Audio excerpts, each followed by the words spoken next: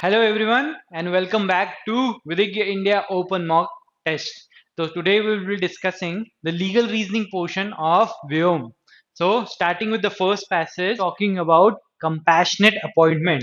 Compassionate appointment क्या होता है कि suppose a government servant dies while in the service तो उसके behalf पे कोई भी dependent उसके job को resume कर सकता है if the family's condition is very poor. क्या बोल रहा है compassionate appointment is an exception to general rule of equality under 14 and 16 of the constitution कि अगर 14 में देखोगे राइट टू इक्वालिटी दिया है 16 में दिया है कि कोई भी गवर्नमेंट जॉब के रिस्पेक्ट में आपको इक्वालिटी होती है पर यहाँ क्या बोल रहा है कि compassionate appointment is an exception to that because क्योंकि अगर जनरली अगर आपको कोई गवर्नमेंट सर्वेंट बनना है या गवर्नमेंट जॉब लेना है तो उसके लिए डिफरेंट स्टेजेस ऑफ एग्जामिनेशन होती है but in compassionate appointment the person is appointed without any examination तो ये क्या बोल रहा है this is an exception to article 14 and 16 of the constitution and is granted purely on humanitarian grounds to help families tied over sudden financial distress caused by the death or medical incapacitation of the sole breadwinner while in service तो यहाँ से important क्या हो गया the government servant dies or incapacitated between or while in services death उसकी कब हुई है या मेडिकल इनकेपेसिटेशन कब हुआ है जब वो सर्विस में था और he was the sole breadwinner for the family such appointment are not a vested right but a concession क्या राइट है क्या कोई भी अगर किसी भी पर्सन का अगर कोई भी पर्सन की डेथ होती है सर्विस में तो क्या उसके डिपेंडेंट एज अ राइट ये क्लेम कर सकते हैं क्या कंपैशनेट अपॉइंटमेंट नहीं it is not a right but a concession permissible only if specific rules or scheme exist within the employer service regulation कि अगर जो भी कंपनी में गवर्नमेंट कंपनी में वो काम कर रहा है अगर उनके यहाँ रूल है और वो अलाउ करता है कंपैशनेट अपॉइंटमेंट जब ही ये परमिसिबल होगा they are intended to provide immediate relief not long term reservation in public servant employment क्या बोल रहा है कि immediate relief देता है ये not long term reservation the court have consistently held that indignance and financial hardship are the first precondition for seeking employment under compassionate appointment कि क्या बोल रहा है कि आपकी कंपैशनेट अपॉइंटमेंट की कब आपका आप उसके लिए एलिजिबल होंगे जब जो family after the death of the employee है वो कैसी कंडीशन में है फाइनेंशियल हार्डशिप फेस कर रही है The financial conditions of the family, including pension, terminal benefits, other income sources, and existing employment status of the dependent, must be objectively assessed to determine eligibility. क्या बोल रहे हैं हम बोल रहे हैं कि फाइनेंशियल हार्डशिप के बेसिस पे होगा ये डिटरमाइन तो उसके लिए हम क्या क्या कंसीडर करेंगे कि अगर सपोज पेंशन मिल रही है कि एडिक्वेट पेंशन है जिससे कि आप सर्वाइव कर सकते हैं तो हम अलाउ नहीं करेंगे कि अगर आपको दूसरे बेनिफिट्स मिल रहे हैं अगर आपकी दूसरी इनकम है कि जो वो सोल विनर नहीं था कि सोल ब्रेड विनर नहीं था वो फैमिली का उसके अलावा भी दूसरे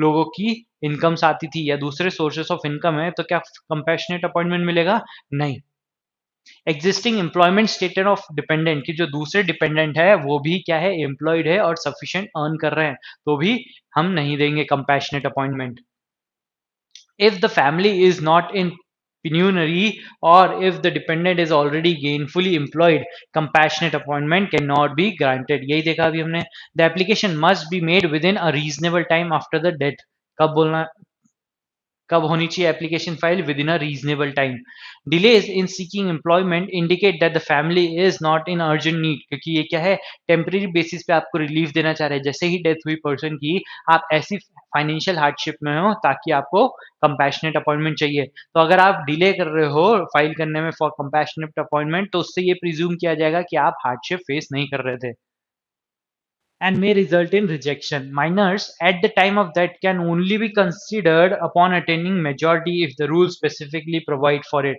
कि suppose एक person की death हुई उसके बाद जो उसके dependent थे वो majorly कौन थे minors थे कि एक ही minor था suppose minor क्या है कि below the age of 18 एक person जो है उसका dependent था अब 18 से जब तक वो 18 का नहीं होता जब तक वो compassionate appointment के लिए apply नहीं कर सकता और क्या बोल रहा है कि ये जब ही कर पाएगा कि सपोज एक्स ए पर्सन है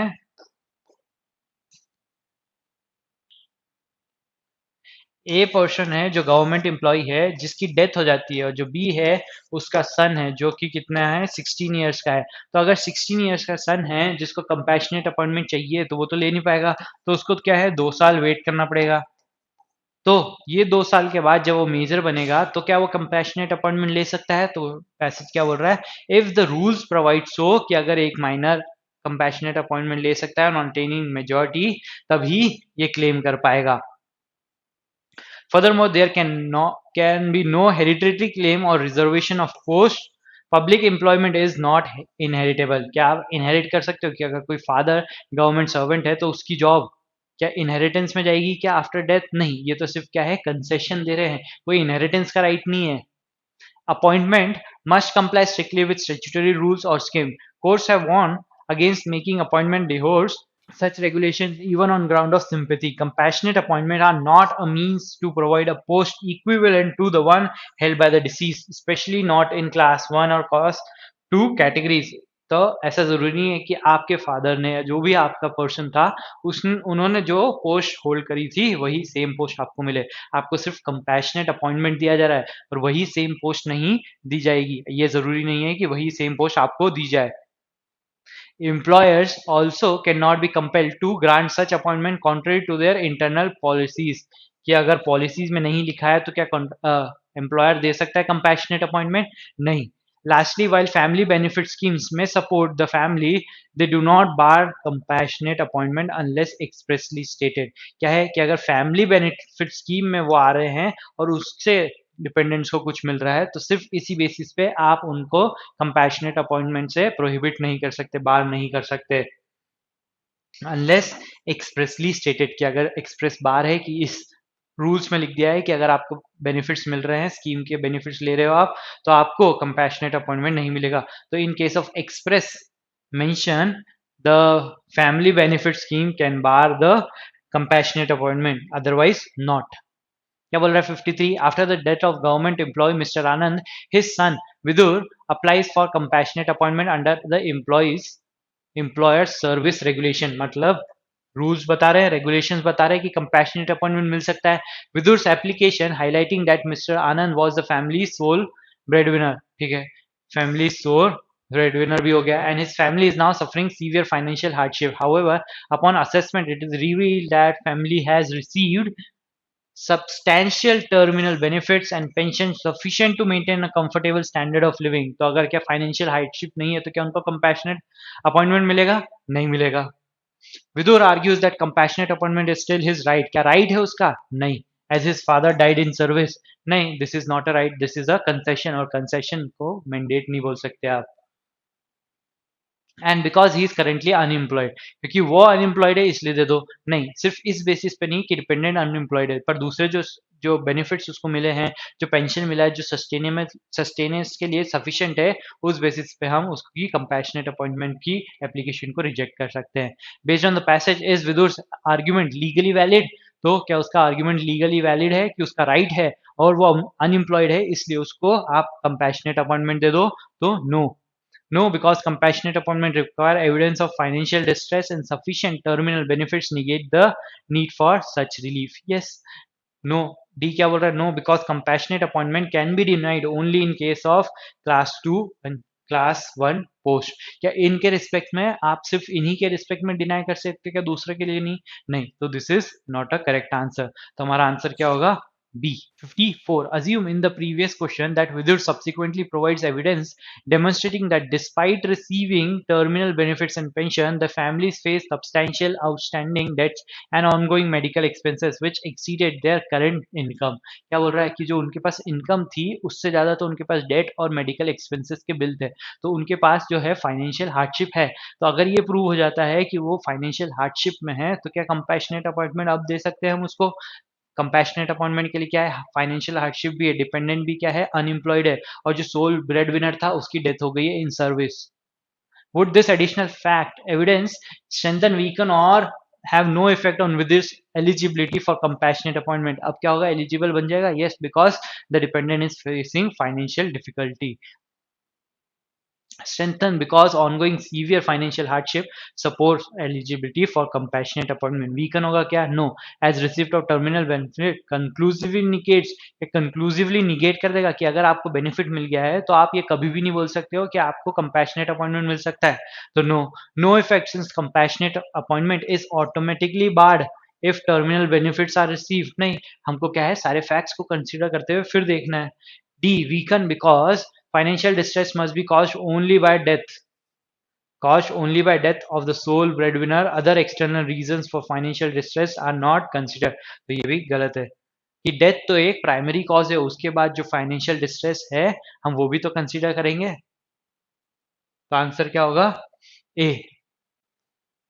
55. Mr. Bhaskar, a government employee, passed away leaving behind his minor daughter है Vidisha upon attaining majority 2 years later, जैसे हमने देखा था 16 to 18 हो गई है, वो applies for compassionate appointment. Vidisha has been in destitute state after the death of her father.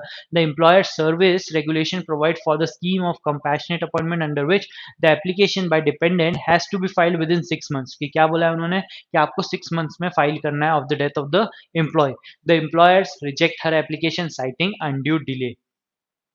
हमने क्या बात करी पैसेज में कि कंपैशनेट अपॉइंटमेंट मिल तो सकता है अगर रूल्स में लिखा हो. तो रूल्स में क्या लिखा है कि आपको 6 मंथ तक में एप्लीकेशन फाइल करनी है. सेकेंडली हमने क्या देखा था कि compassionate appointment with respect to अगर डिपेंडेंट माइनर है और क्लेम कर रहा है आफ्टर मेजॉरिटी, तो वो कब मिल सकता है उसको? जब मिल सकता है अगर रूल्स में स्पेसिफिकली प्रोवाइडेड होगा. तो यहाँ पे क्या रूल्स में बताया गया है? नहीं, रूल्स ने तो इतना ही बोला है कि आपको 6 मंथ्स में ही ये एप्लीकेशन फाइल करनी है. The employer rejects her application citing undue delay. Vidisha argues that her delayed application was due to her minority at the time of her father's death. According to the passage, is the employer's rejection legally justified? होगा क्या कि जो उसने reject करी उसकी application वो justified है क्या? Yes. Yes, because compassionate appointment are only granted for sudden financial distress, not prolonged destitution. क्या बोल रहा है कि आपकी सडन फाइनेंशियल डिस्ट्रेस के लिए ही होता है एंड नॉट प्रोलॉन्ग डेस्टिट्यूशन. क्या आप ज्यादा टाइम तक फाइनेंशियल हार्डशिप है तो उसको हम कंसिडर नहीं करेंगे, ऐसा कहीं पैसेज बोल रहा है क्या? नहीं, आपको सडन फाइनेंशियल डिस्ट्रेस के लिए देता है पर ये बोल रहा है क्या कि आपको लॉन्ग टर्म डेस्टिट्यूशन के लिए हम कुछ प्रोवाइड नहीं करेंगे, तो गलत है. डी क्या बोल रहा है? Yes, because compassionate appointment are granted only according to the employer's service regulation which bar such application after 6 month. Yes, कि हमारा क्या है कि compassionate appointment as per the regulation हो गई और रेगुलेशन में अगर लिखा है 6 months will be the deadline और अगर 6 मंथ्स के बाद कोई ऑप्शन ही नहीं दे रहा है तो क्या यहाँ 2 साल बाद वो कर सकती है? नो. तो आंसर क्या होगा? D. Now 56. Assume in the previous question that the rules explicitly state. अब क्या बोल रहे हैं, हम क्रिएट कर रहे हैं कि रूल्स में explicitly state that minors who are dependent at the time of death can apply for compassionate appointment upon attaining majority if eligible provided they apply within 1 years after reaching majority. क्या बोल रहा है कि जो minors at the time of death थे वो majority attend करने के बाद कंपैशनेट अपॉइंटमेंट के लिए अप्लाई कर सकते हैं प्रोवाइडेड कि उनकी एप्लीकेशन 1 साल में आई हो, कि जब वो मेजॉरिटी अटेंड करा हो, जैसे ही 18 किया हो उसके 1 साल के अंदर अंदर उसकी एप्लीकेशन आ जानी चाहिए. Vidisha before attaining majority had secured a job in a MNC. क्या बोल रही है? Vidisha has attained majority, but before attaining the majority only, she has got job in a MNC with lucrative offer. तो क्या यहाँ पे फाइनेंशियल डिस्ट्रेस या उनको बचा है क्या? अब कोई फाइनेंशियल डिस्ट्रेस है क्या? अब उनको नहीं, अगर उसको जॉब मिल गई है, हाई पेइंग जॉब है, तो यहाँ पे कोई भी financial distress नहीं है. However, Vidisha, after attaining majority, now promptly submits her application within the stipulated 1 year time. तो क्या है, जैसे ही मेजोरिटी उसने अटेंड करी वैसे ही उसने एप्लीकेशन फाइल कर दी for compassionate appointment. Under this alter facts, would the employer's rejection of Vidisha, employer ने क्या करा है, रिजेक्ट कर दी एप्लीकेशन को, remain legally justified? क्या जो एम्प्लॉयर ने रिजेक्ट करी है उसकी एप्लीकेशन फॉर कंपैशनेट अपॉइंटमेंट, क्या वो वैलिड है? क्या रिमेन लीगली जस्टिफाइड होगा क्या? तो यहाँ पे हमने क्या देखा, रूल्स प्रोवाइड कर रहा है कि कंपैशनेट अपॉइंटमेंट मिल सकता है कि अगर माइनर मेजर होने के बाद में विद इन 1 year अगर एप्लीकेशन फाइल करे. पर जो पुराने कंडीशंस हैं कि उनको भी तो हमको देखना पड़ेगा कि जो डिपेंडेंट्स वो क्या है, फाइनेंशियली डिस्ट्रेस हैं, ऐसी कंडीशन में है कि उनको सरवाइव करना ही मुश्किल हो रहा है। बट अगर उसके पास जॉब है तो क्या ये बोल सकते हैं फाइनेंशियल डिस्ट्रेस से फेस हो रही है वो, नहीं। तो यहाँ पे क्या उसको रिजेक्ट कर सकता है एप्लीकेशन को employer, yes. Yes, because compassionate appointment applications must be submitted immediately upon the death of the employees. क्या ये रीजन है? नहीं, रूल्स में बता दिया है कि आप मेजोरिटी अटेन करने के बाद भी कर सकते हो। Yes, because financial hardship is an indispensable precondition for compassionate appointment. Yes, कि अगर फाइनेंशियल हार्डशिप नहीं है तो कोई ग्राउंड नहीं बचेगा आपके पास कंपैशनेट अपॉइंटमेंट की एलिजिबिलिटी के लिए। तो आंसर क्या होगा? Answer would be B.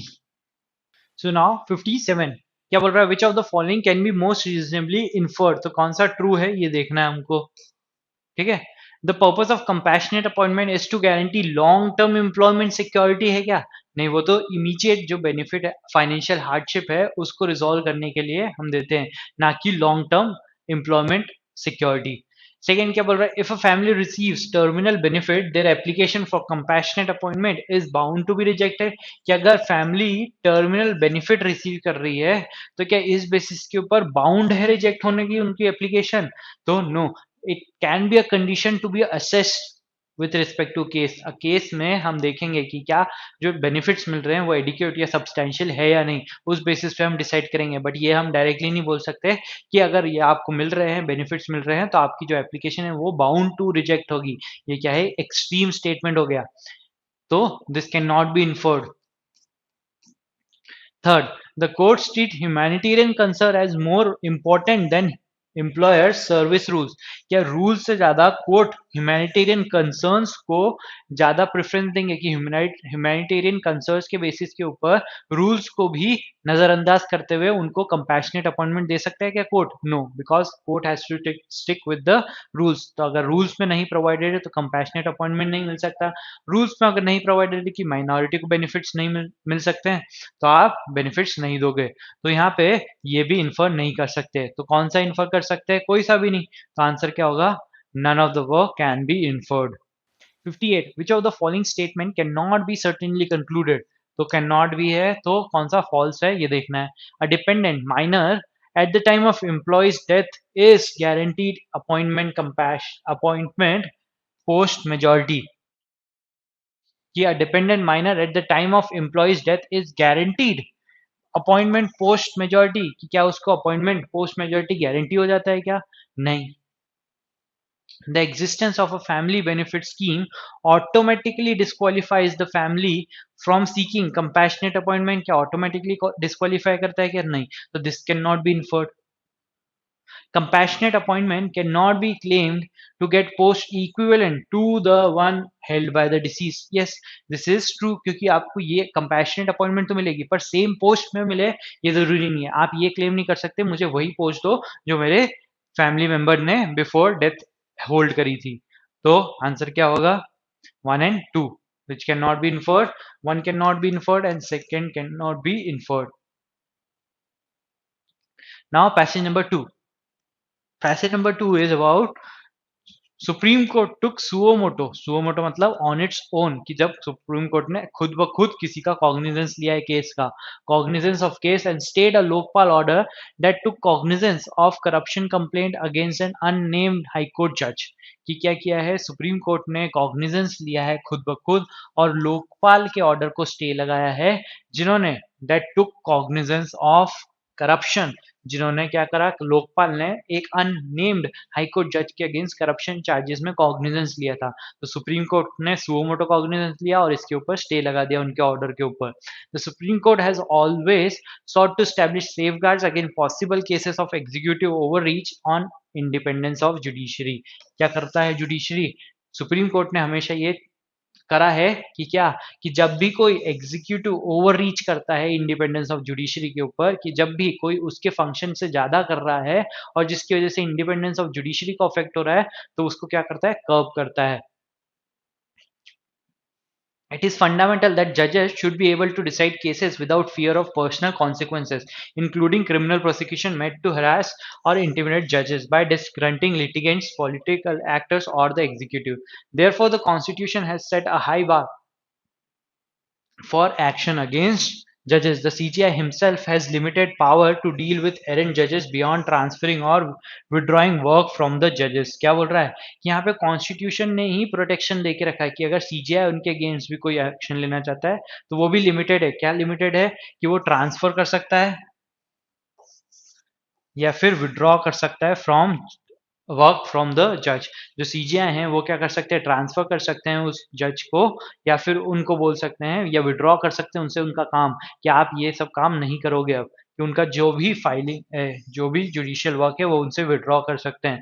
The only procedure prescribed in the Constitution is the removal of judge under 124 on the ground of proven misbehavior or incapacity, as impeachment is largely a political process initiated by parliament। क्या है 124 में removal का बताया है किस ground पे, proven misbehaviour के ऊपर और incapacity.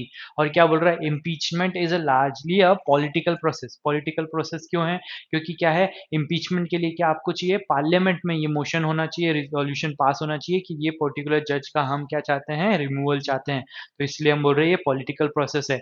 Initiated by parliamentarian, supreme court develop the mechanism of the in house inquiry by panel of जजेस। Supreme court develop the mechanism of in house inquiry by a panel of जजेस। तो एक constitution में एक procedure क्या दिया है, impeachment का दिया है, रिमूवल ऑफ जजेस के रिस्पेक्ट में।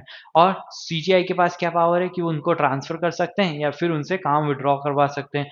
अब थर्ड प्रोसीजर क्या दिया है कि अगर सपोज कोई और मिसकंडक्ट कर रहा है जज, तो उनके अगेंस्ट में क्या हो सकता है कि एक इन हाउस इंक्वायरी हो सकती है। उसमें कौन होगा, पैनल ऑफ जजेस होंगे, to measure to deal with complaints of misconduct by the judges.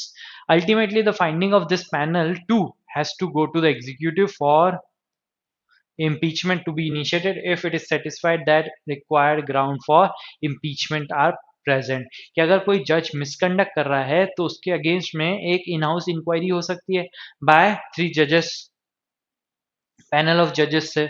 अगर उस पैनल ऑफ जजेस को लगता है कि इनके अगेंस्ट, जो जज के अगेंस्ट वो इंक्वायरी कर रहे हैं, वो इस ग्राउंड को फुलफिल कर रही है ऑफ प्रूवन मिस बिहेवियर और इनकेपेसिटी को, तो वो फिर पार्लियामेंट को बता सकते हैं कि आप इनके अगेंस्ट में क्या है, इम्पीचमेंट प्रोसीजर आप इनिशिएट कर सकते हैं। तो फर्स्ट क्या करेगा, एक पैनल ऑफ जजेस क्या करेंगे, इन हाउस इंक्वायरी करेंगे।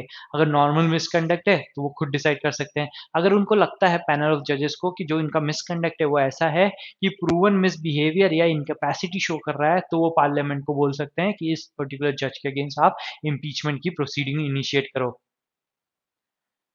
Section 15 of BNS or section 77 of the IPC effectively state that a judge cannot be charged with an offense if the allegations is related to the exercise of her official duties। क्या है कि अगर official duties को perform कर रहा है कोई जज, तो उसके रिस्पेक्ट में आप कोई क्रिमिनल चार्ज नहीं कर सकते for his judicial work.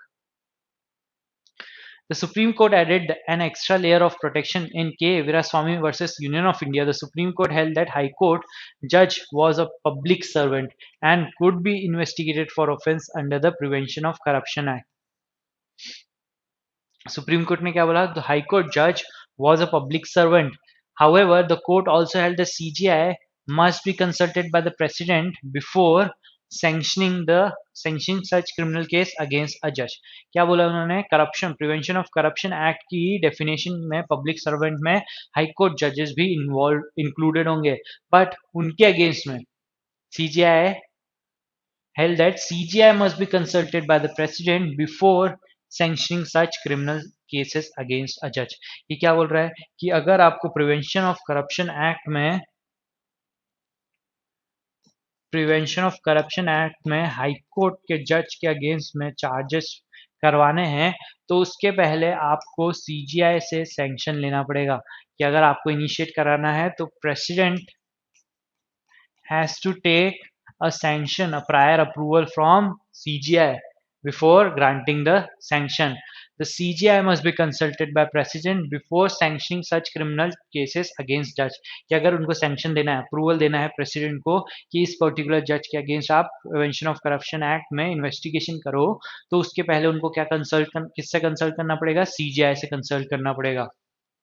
This was provided so that inclusion of executive members in the sanctioning process does not compromise judicial independence protected by the constitution. क्या हुआ इससे कि सीजीआई से अप्रूवल ले गए तो एग्जीक्यूटिव का रोल जो है वो थोड़ा कम हो जाएगा और इंटरवेंशन कम हो जाएगी. The Lokpal and Lokayukt Act states that it shall apply to public servant, and the term public servant is defined under Section 14 of the Act. And while it does not explicitly include judges, subsection 4F states that it includes any person who is or has been a chairperson or member officer या employee in any autonomous body established by an act of the parliament or wholly or partly financed by the central government or controlled by it. तो इन्होंने लोकपाल का एक provision दिया है कि जिसमें बताया गया है कि पब्लिक सर्वेंट कौन होगा, और पब्लिक सर्वेंट में डायरेक्टली जजेस को इंक्लूड नहीं करा गया है, बट इस सेक्शन में ये लिखा गया है कि अगर कोई भी बॉडी है जो कि ऑटोनोमस है और किसी उसको सेंट्रल गवर्नमेंट ने स्टैब्लिश करा है या फिर उससे फंड होती है, तो उनके जो भी पर्सन होंगे, मेंबर्स होंगे, चेयरमैन होंगे, वो भी पब्लिक सर्वेंट की डेफिनेशन में आएंगे under the Lokpal and Lokayukt Act. Lokpal applied this definition and ruled that it cannot hear against Supreme Court judges, as Supreme Court was established under Article 124 of the Constitution and not an act of the Parliament. However, High Courts were established and restructured under the High Courts Act 1861, which would be considered an act of Parliament. अब लोकपाल ने क्या interpret करा इस provision के लिए कि जो supreme court है, सुप्रीम कोर्ट को तो आप ये नहीं बोल सकते कि वो एक्ट ऑफ पार्लियामेंट से कॉन्स्टिट्यूट किया गया है, क्योंकि उसको कहाँ फॉर्मेशन हुई है? आर्टिकल 124 में. बट हाई कोर्ट जो है उनका जो रीऑर्गेनाइजेशन और रीस्ट्रक्चर हुआ था, एस्टैब्लिशमेंट और रीस्ट्रक्चर हुआ था, वो हाई कोर्ट एक्ट 1861 के अकॉर्डिंग हुआ था, जो कि an act of the parliament बोला जा सकता है. तो इसलिए हम बोल रहे हैं कि इस हाई कोर्ट जो है एक्ट ऑफ द पार्लियामेंट के द्वारा बनी गई है. तो if the parliament has constituted high court, the chairman और द मेंबर्स जो कि होंगे, उसके जजेस होंगे, वो किस में आएंगे? पब्लिक सर्वेंट की डेफिनेशन में आएंगे for the purpose of Lokpal and Lokayukta act. ऐसा किसने इंटरप्रेट किया है? लोकपाल ने इंटरप्रेट किया है इसके एक्ट में ही. Now question 59. A litigant files a criminal complaint against Justice Mehra, a sitting high court judge. Criminal complaint file हो रही है, सिटिंग जज ऑफ हाई कोर्ट है, alleging that Justice Mehra physically assaulted him in judge's chamber. ये क्या हो रहा है? उन्होंने क्या किया है? फिजिकल असॉल्ट किया है. इस बेसिस पे हम क्रिमिनल कंप्लेंट फाइल कर रहे हैं उनके अगेंस्ट में. Justice Mehra denies the allegation claiming the complaint is malicious attempt to intimidate him before he delivers his judgment. What recourse does Justice Mehra have in response to the complaint? कि क्या कर सकते हैं? Justice Mehra can claim immunity under section 15 of the BNS and refuse to participate in investigation or proceeding. की participate करने से मना कर दे. B क्या बोल रहा है? Justice Mehra can assert that an in-house inquiry under the Supreme Court established procedure should have been the correct measure, की इन हाउस इंक्वायरी ही करेक्ट मेजर होगी उनके अगेंस्ट में, ना कि criminal complaint.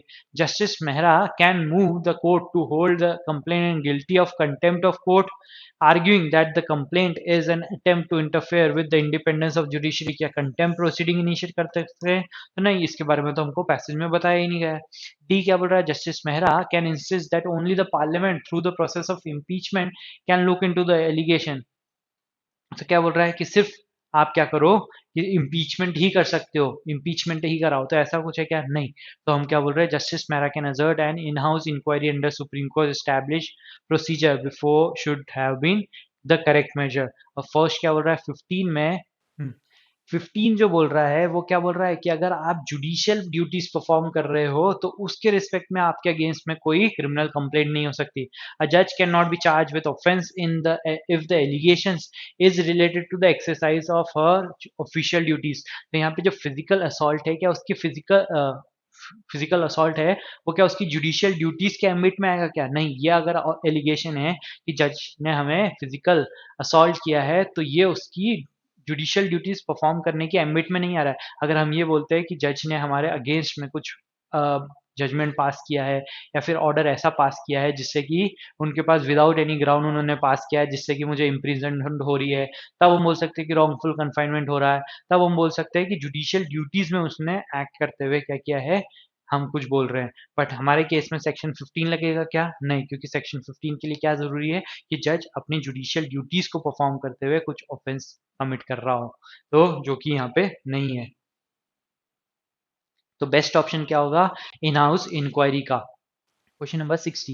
Assume that in the previous question, complaint against Justice Mehra was related to bribe, which Justice Mehra is alleged to have demanded in exchange for a favorable judgment. क्या बोल रहे हैं कि अगर आप मुझे ब्राइब दोगे तो मैं आपके फेवर में जजमेंट पास करूंगा। तो यहाँ पे ऑफेंस किस रिस्पेक्ट में कमिट हो रहा है? With respect to judicial duty. Judicial duty क्या है? जजमेंट पास करने की, reasonable judgment, truthful judgment pass करने की, पर वो क्या कर रहे हैं? ऑफेंस उसके रिस्पेक्ट में कर रहे हैं। Which of the following depicts the most appropriate next step for the prosecution to initiate proceedings against justice Mehra under the prevention of corruption act? तो आप क्या कर सकते हैं? द प्रोसिक्यूशन में request chief justice of India. अब यहाँ पे ब्राइबरी हो रही है, प्रिवेंशन ऑफ करप्शन एक्ट में हम करप्शन के केसेस में, करप्शन हो रहा है, करप्शन के केस में प्रिवेंशन ऑफ करप्शन एक्ट में जा सकते हैं, जिसमें कि as per the definition high court जजेस भी आ रहे हैं एम्बिट में। बट उन्होंने क्या बोला है, पैसेज में क्या बोला है? प्रिवेंशन ऑफ करप्शन एक्ट में आप हाई कोर्ट के जजेस को, सिटिंग जजेस को कंसीडर कर सकते हो पब्लिक सर्वेंट, बट एग्जीक्यूटिव का रोल को रिस्ट्रिक्ट करने के लिए उन्होंने क्या बोला कि सीजीआई का approval low before sanction by the president. अगर प्रेसिडेंट को सैंक्शन देना है तो उससे पहले क्या कंसल्ट, किससे कंसल्ट करना पड़ेगा? सीजीआई से कंसल्ट करना पड़ेगा। तो यहाँ पे भी यही होगा।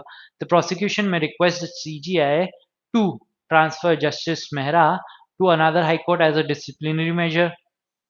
अब क्या पूछ रहा है? Under the prevention of corruption act पूछ रहा है। ये तो दूसरे पावर्स हैं, बट हमको क्या है? प्रिवेंशन ऑफ करप्शन एक्ट में क्या पावर्स हैं ये देखना है। द प्रोसिक्यूशन में request the CGI to advise justice Mehra to resign और टेक वॉलंटरी रिटायरमेंट।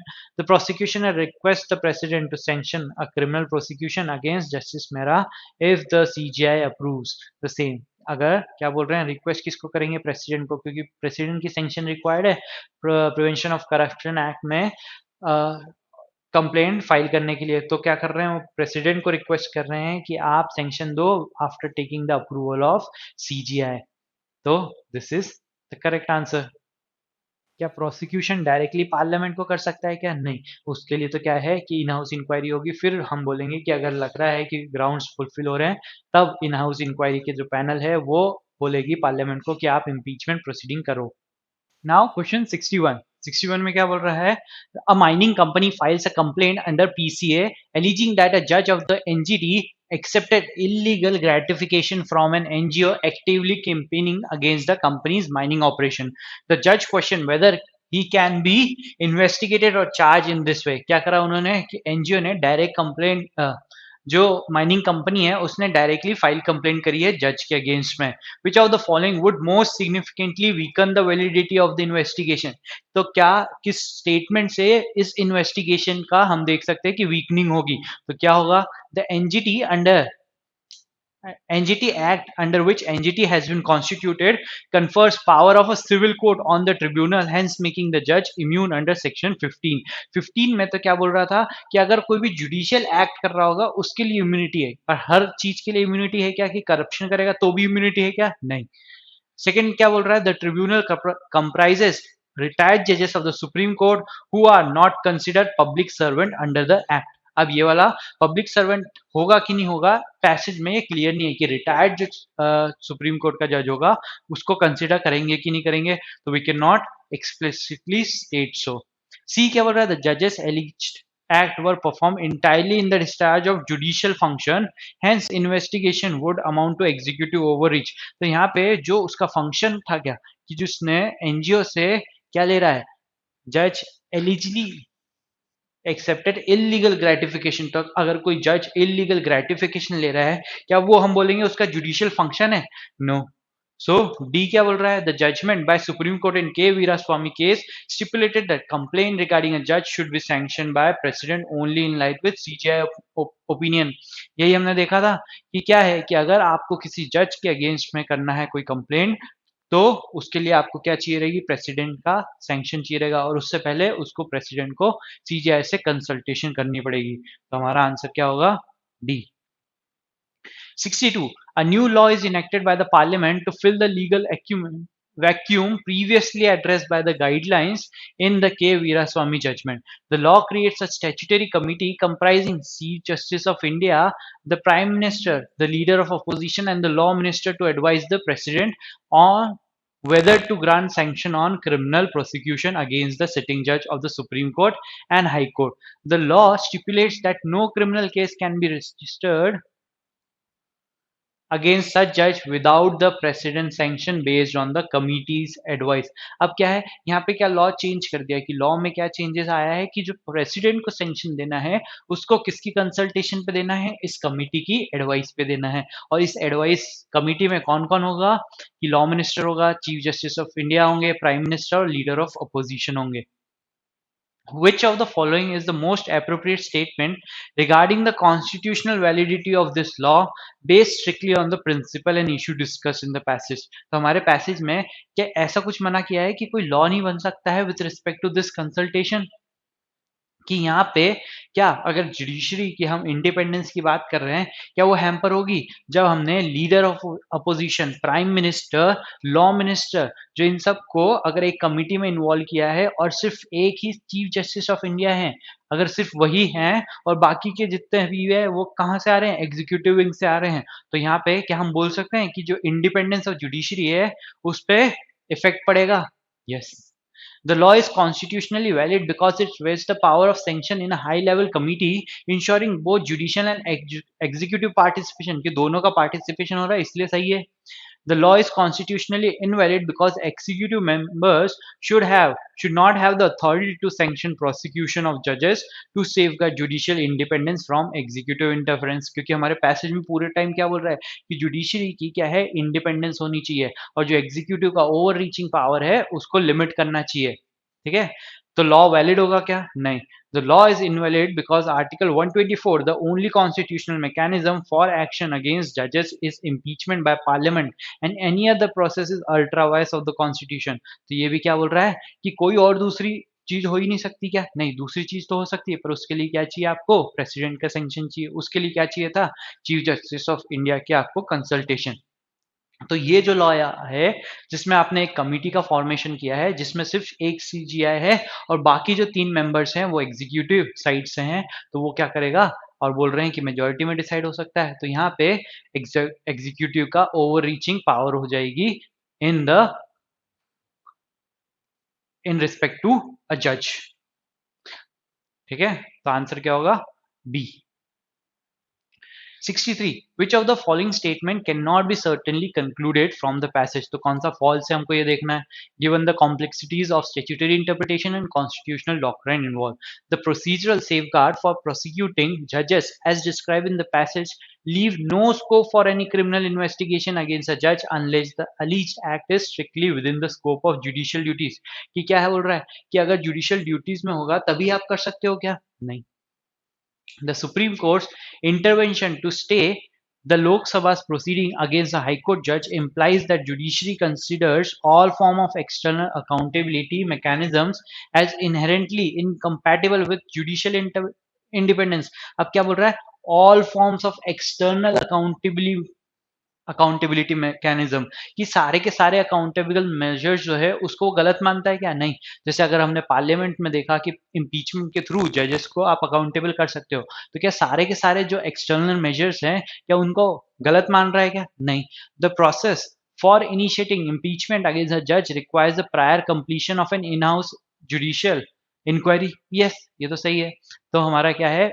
ये तो गलत है। क्या बोल रहा है कि the process of initiating impeachment against a जज requires the prior completion of an in house judicial inquiry. क्या हर किसी में करना जरूरी है क्या? नहीं। तो which can not be inferred, तो तीनों can not be inferred. Which of the following statement can be most reasonably inferred, तो क्या बोल रहा है कौन सा स्टेटमेंट ट्रू है ये हमको डिटरमाइन करना है। Judiciary's independence is protected not only by explicit constitutional provision but also by judicially evolve procedures that limit executive and legislative intervention in judicial discipline. ये सही है कि क्या बोल रहा है कि आपका एक्सप्लिसिट कॉन्स्टिट्यूशनल प्रोविजंस तो प्रोटेक्ट कर ही रहे हैं, पर उसके साथ साथ में जुडिशरी ने भी क्या किया है, एक्टिव जुडिशियल जुडिशियल एक्शन के थ्रू क्या किया है, इसको प्रोटेक्ट किया है। जैसे कि केस में हमने देखा उन्होंने क्या किया, रिस्ट्रिक्ट किया कि आप जुडिशियल, अगर जुडिशरी के अगेंस्ट में इंडिपेंडेंस ऑफ जुडिशरी होती है और उसको अगर आप एग्जीक्यूटिव ओवर रीच करोगे तो वो गलत होगा। Second, the absence of an explicit reference to judges in the absence of explicit reference to judges in Lokpal's Act definition of public servant necessarily precludes any application of the Act to High Court judges, regardless of how the court interpret the term autonomous body। क्या बोल रहा है कि अगर आपने explicitly नहीं include किया है हाई कोर्ट जजेस को तो वो प्रिक्लूड करेगा any application of the act to the high court. क्या हम ये बोल सकते हैं कि हाई कोर्ट का जजेस के ऊपर ये लगेगा ही नहीं? नहीं, इंटरप्रिटेशन तो हो सकता है उस क्लॉज का। There is a distinction in how anti-corruption oversight may apply to judges at different levels of the judiciary। क्या बोल रहा है कि अलग अलग तरीके से लगेगा क्या? तो हमारा आंसर क्या है, 1 and 3, because this can be inferred or this can not be inferred because it does not preclude, क्योंकि interpretation of the clause हो सकता है। Now passage number 3। Passage number 3 क्या बात कर रहा है, 106 ऑफ इंडियन एविडेंस एक्ट का। इंडियन एविडेंस एक्ट किससे डील करता है कि कोई भी आपके, जब आपका ट्रायल होता है कि सपोज एक पर्सन का फॉर द क्रिमिनल और या फिर सिविल मैटर में ट्रायल होता है, तो पर्सन क्या करेगा, अपने फेवर में एविडेंसेस देगा, दूसरा क्या करेगा, उसको क्रॉस करेगा, कौन से एविडेंसेस दे सकता है, कौन से फैक्ट रिलायबल हैं, कौन से फैक्ट एडमिसिबल है, ये सब हमको कहाँ से पता चलता है, इंडियन एविडेंस एक्ट से। अब 106 ऑफ इंडियन एविडेंस क्या कर रहा है, क्या बोल रहा है, when any fact is specially within the knowledge of any person the burden of proving the fact that fact is upon him।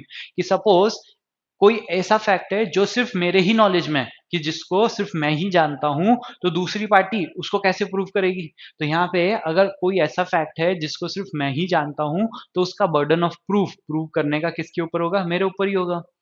When any fact is specially within the knowledge of any person, the burden of proving that fact is upon him। जिसको पता है वही prove कर सकता है।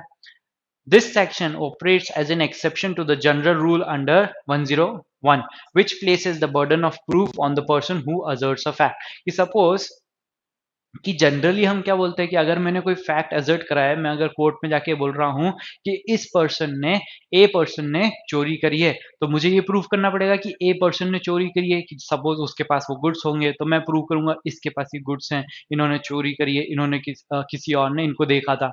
तो जो जो चीजें मैं एजर्ट कर रहा हूँ, जो मैं बोल रहा हूँ, उसे मुझे प्रूव करना पड़ेगा।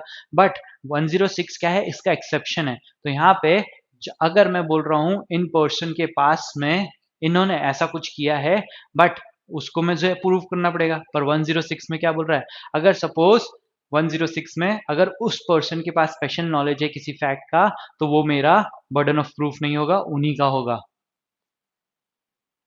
106 applies where the fact is of such nature that it would be difficult or impossible for the prosecution to prove it, but it lies within the exclusive knowledge of the accused। कि मैंने बोला a person ने चोरी करी है, ठीक है, तो यहाँ पे जनरल बर्डन ऑफ प्रूफ किसके ऊपर है, मेरे ऊपर है कि मुझे प्रूव करना है कि ए पर्सन ने चोरी करी है, ठीक है। बट अब अगर मैं बोल रहा हूं however this does not relieve the prosecution of its initial burden to establish the essential ingredients of the offense beyond reasonable doubt। क्या बोल रहा हूँ कि सपोज मैं 106 से burden of proof of that particular fact तो शिफ्ट हो जाएगा कि ए पर्सन को शिफ्ट प्रूव करना पड़ेगा कि ये पर्टिकुलर फैक्ट उनके नॉलेज में था, ठीक है। बट जो जनरल बर्डन है, जो पूरे केस का बर्डन है, वो तो अभी भी मेरे ऊपर ही रहेगा, मुझे ही प्रूव करना पड़ेगा कि ए ने थेफ्ट कमिट किया है कि नहीं। The principle underlying Section 106 has been consistently interpreted in judicial precedents. Courts have clarified Section 106 cannot be invoked unless and until the prosecution has established a prima facie case through affirmative evidences। ये क्या बोल रहा हूँ कि suppose कि यहाँ पे क्या बोल रहा है कि 106 can not B invoked unless and until the prosecution has establish a prima facie case through affirmative evidence. Prima facie case क्या होता है कि on the face of it अगर मैं ये बता सकता हूं कि सच ए ने थेफ्ट किया है, कि सिर्फ ग्राउंड्स बताते हुए कि देखो ए वहां पे प्रेजेंट था, ए जब घर पे आया उसके बाद मेरी जो थिंग है, जो गुड्स है वो मिसिंग थे, उसके बाद में ए ने उसको यूज करते हुए भी देखा, किसी और पर्सन ने उसको यूज करते हुए भी देखा, तो यहाँ पे प्राइमा फेसाई मैं ये बता सकता हूँ कि हाँ ए ने थेफ्ट कमिट किया होगा। तो उसके बाद में जो बर्डन होगा विथ रिस्पेक्ट टू 106 की special knowledge with respect to वो वॉच, कि वो अगर बोल रहा है कि इन्हीं के पास है तो उसको प्रूफ करने का पड़ेगा कि मेरे पास नहीं है। The burden under Section 106 is evidentially not legal. It arises only after the prosecution proves incriminating circumstances which require explanation from the accused. कि सबसे पहले मैं प्रूव करूंगा कि हाँ इन पर्सन ने थेफ्ट किया है प्राइम एफएसआई, अगर मैं ये कर देता हूं तो उनके पास में बर्डन शिफ्ट होगा और उनको 106 में स्पेशल नॉलेज जो उनके पास है वो प्रूव करना पड़ेगा। The section is not intended to fill gaps in the prosecution's case or to infer guilt solely from the silence। क्या बोल रहा है? Is not intended to fill gaps in the prosecution case, कि अगर जो चीज मैं नहीं प्रूव कर पा रहा हूं तो 106 के यूज से मैं ये नहीं चाहूंगा कि वो अपना बोल के मेरी स्टोरी को कंप्लीट कर दे। और to infer guilt solely from the silence, कि अगर 106 में बोल रहे हैं कि जो पर्सन के पास स्पेशल नॉलेज है किसी चीज का वो प्रूव करे, बट अगर वो साइलेंट रहते हैं तो क्या उसकी बेसिस पे हम उसको गिल्टी मान लेंगे? नहीं। The accused is not required to prove fact beyond reasonable doubt, but merely provide plausible explanation to cast a reasonable doubt on the prosecution's case। क्या बोल रहा है? The accused is not required to prove facts beyond reasonable doubt। Beyond reasonable doubt मतलब कि कोई भी doubt नहीं बचता है, इस हद तक आपको प्रूफ करना है क्या? तो यहाँ पे बोल रहा है the accused is not required to prove facts, कि जो उसके नॉलेज में है उसको उसको इस हद तक प्रूफ नहीं करना है कि वो बियॉन्ड रीजनेबल डाउट हो। कितना बताना है उसको? Merely provide a plausible explanation to cast reasonable doubt on prosecution case. अगर मैंने बोला था कि ए पर्सन ने थेफ्ट किया है मेरी वॉच का क्योंकि वो मेरे घर आया था, उसके बाद से जब वो गया उसके बाद से ये मिसिंग था, ठीक है, तो अब स्पेशल नॉलेज ए के पास क्या था कि उसने नहीं चुराया है, कि उसने कोई भी ऐसी वॉच देखी ही नहीं है, क्योंकि वही बोल सकता है। अगर ए बोल रहा है कि मैंने तो ये वॉच कभी देखी ही नहीं है तो उसको प्रूव करना पड़ेगा ये फैक्ट कि उसने ये वॉच कभी नहीं देखी, या मेरे घर पे उसने ये वॉच देखी ही नहीं थी। अगर मैं बोल रहा हूँ मैंने टेबल पे रखी थी, जब ए आया उसके बाद जब ए चला गया वो टेबल से गायब थी, तो उसके स्पेशल नॉलेज में है कि उसने कभी वॉच देखी नहीं, मैं कैसे प्रूव कर सकता हूँ? नहीं। तो यहाँ पे ए को प्रूव करना पड़ेगा कि उसने कभी वॉच मेरी टेबल पे देखी ही नहीं। तो यहाँ पे वो किस हद तक प्रूव करेगा उसको? तो बियॉन्ड रीजनेबल डाउट करेगा क्या? नहीं, उसको सिर्फ एक प्लॉसिबल एक्सप्लेनेशन देना पड़ेगा। तो सपोज वो बोलता है कि मैं पूरे टाइम तो बी के साथ था, कि जब मैं आपके घर आया मैं पूरे टाइम बी के साथ था, और बी बता सकता है कि मैंने इस वजह से हमने वो देखी ही नहीं, हम दोनों कोई गेम खेल रहे थे सपोज, तो अगर वो बी के थ्रू प्रूफ करवा देता है कि वो दोनों साथ में थे और वो गेम खेल रहे थे और ड्यूरिंग दैट टाइम वो उस टेबल के पास गए नहीं, तो इस बात से क्या पता चल जाएगा कि प्रोसिक्यूशन का जो केस था, कि जो मेरी स्टोरी थी कि ए ने थेफ्ट कमिट किया है, उसमें डाउट आ जाएगा, कि अगर मेरी स्टोरी पे डाउट आ गया कि मैं अपनी स्टोरी को प्रूफ नहीं कर पाऊंगा, तो ठीक है। By creating reasonable doubt in the prosecution's case, the accused dodges the liability for the offense। क्या हुआ कि यहाँ पे रीजनेबल डाउट क्रिएट कर दिया उसने मेरी स्टोरी में, जो मैंने बोला था कि ए आया और ए के जाने के बाद मिसिंग है, तो उसने क्या है एक डाउट क्रिएट कर दिया कि मैं तो बी के साथ था और उस टाइम पे हम दोनों गेम खेल रहे थे और हम टेबल के पास भी नहीं गए।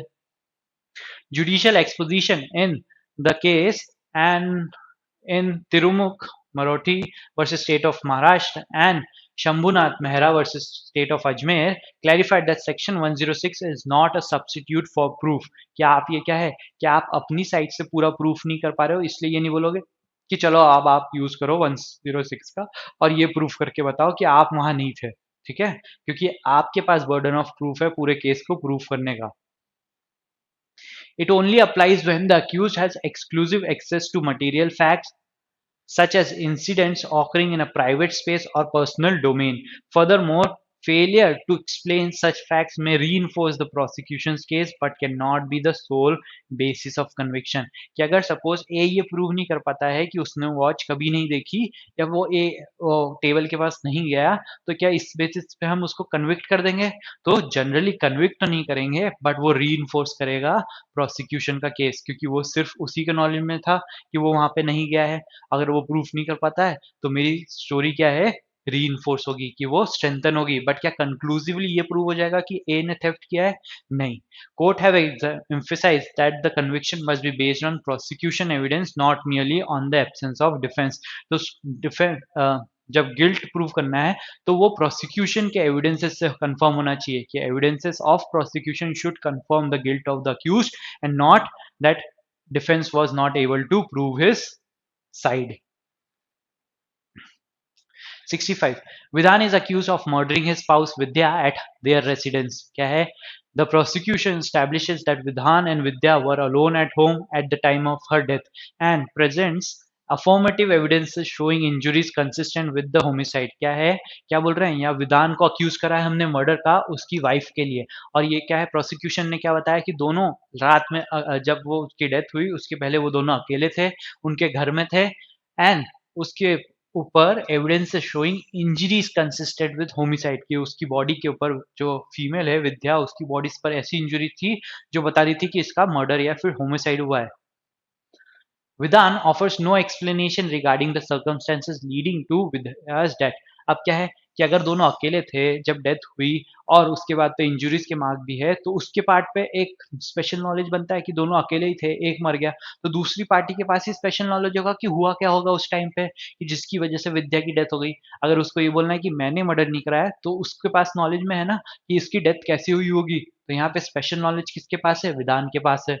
The prosecution relies on 106 of the Indian Evidence Act, arguing that Vidhan's silence itself proves his guilt। कि क्या बोल रहे हैं कि क्योंकि वो साइलेंट है इसलिए हम बोल सकते हैं कि वही गिल्टी है। Based on the passage provided, is the prosecution reliance of Vidhan's silence legally valid? क्या साइलेंस से आप ये बोल सकते हो कि वो गिल्टी है? आपका प्रोसिक्यूशन का जो केस है वो स्ट्रेंथन तो होगा, बट क्या उसके बेसिस पे, सोल इस बेसिस पे कि वो साइलेंट है, वो एक्सप्लेन नहीं कर रहा है कि वहां पे हुआ क्या था, तो इस वजह से क्या आप उसको गिल्टी मान लोगे क्या? नहीं। Is the prosecution reliance on Vidhan's silence legally valid? Yes, because flips the burden on the accused to prove his innocence beyond reasonable doubt. क्या accused को अपनी innocence beyond reasonable doubt prove करना पड़ता है क्या? नहीं। Yes, because it has been established that event that led to the death took place when accused was alone with the deceased, and hence guilt can be inferred from his silence. क्या guilt को हम silence से infer कर सकते हैं? नहीं। No, because 106 cannot be used to infer guilt solely from silence or fill the gap in the prosecution's case. Yes, ये सही है हमारा।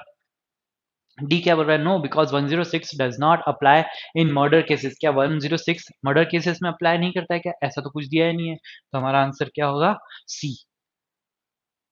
66. Assume in the previous question that Vidhan provides some evidence that points towards the possibility that Vidya accidentally fell down stairs causing the fatal injuries। अब वो क्या बोल रहा है कि कुछ एविडेंसेस ऐसे प्रोवाइड करता है कि जिससे ये पता चल सकता है कि जो विद्या है वो सीढ़ियों से गिर गई थी और उसकी वजह से इंजरी हुई, और हो सकता है उसी की वजह से डेथ हुई है।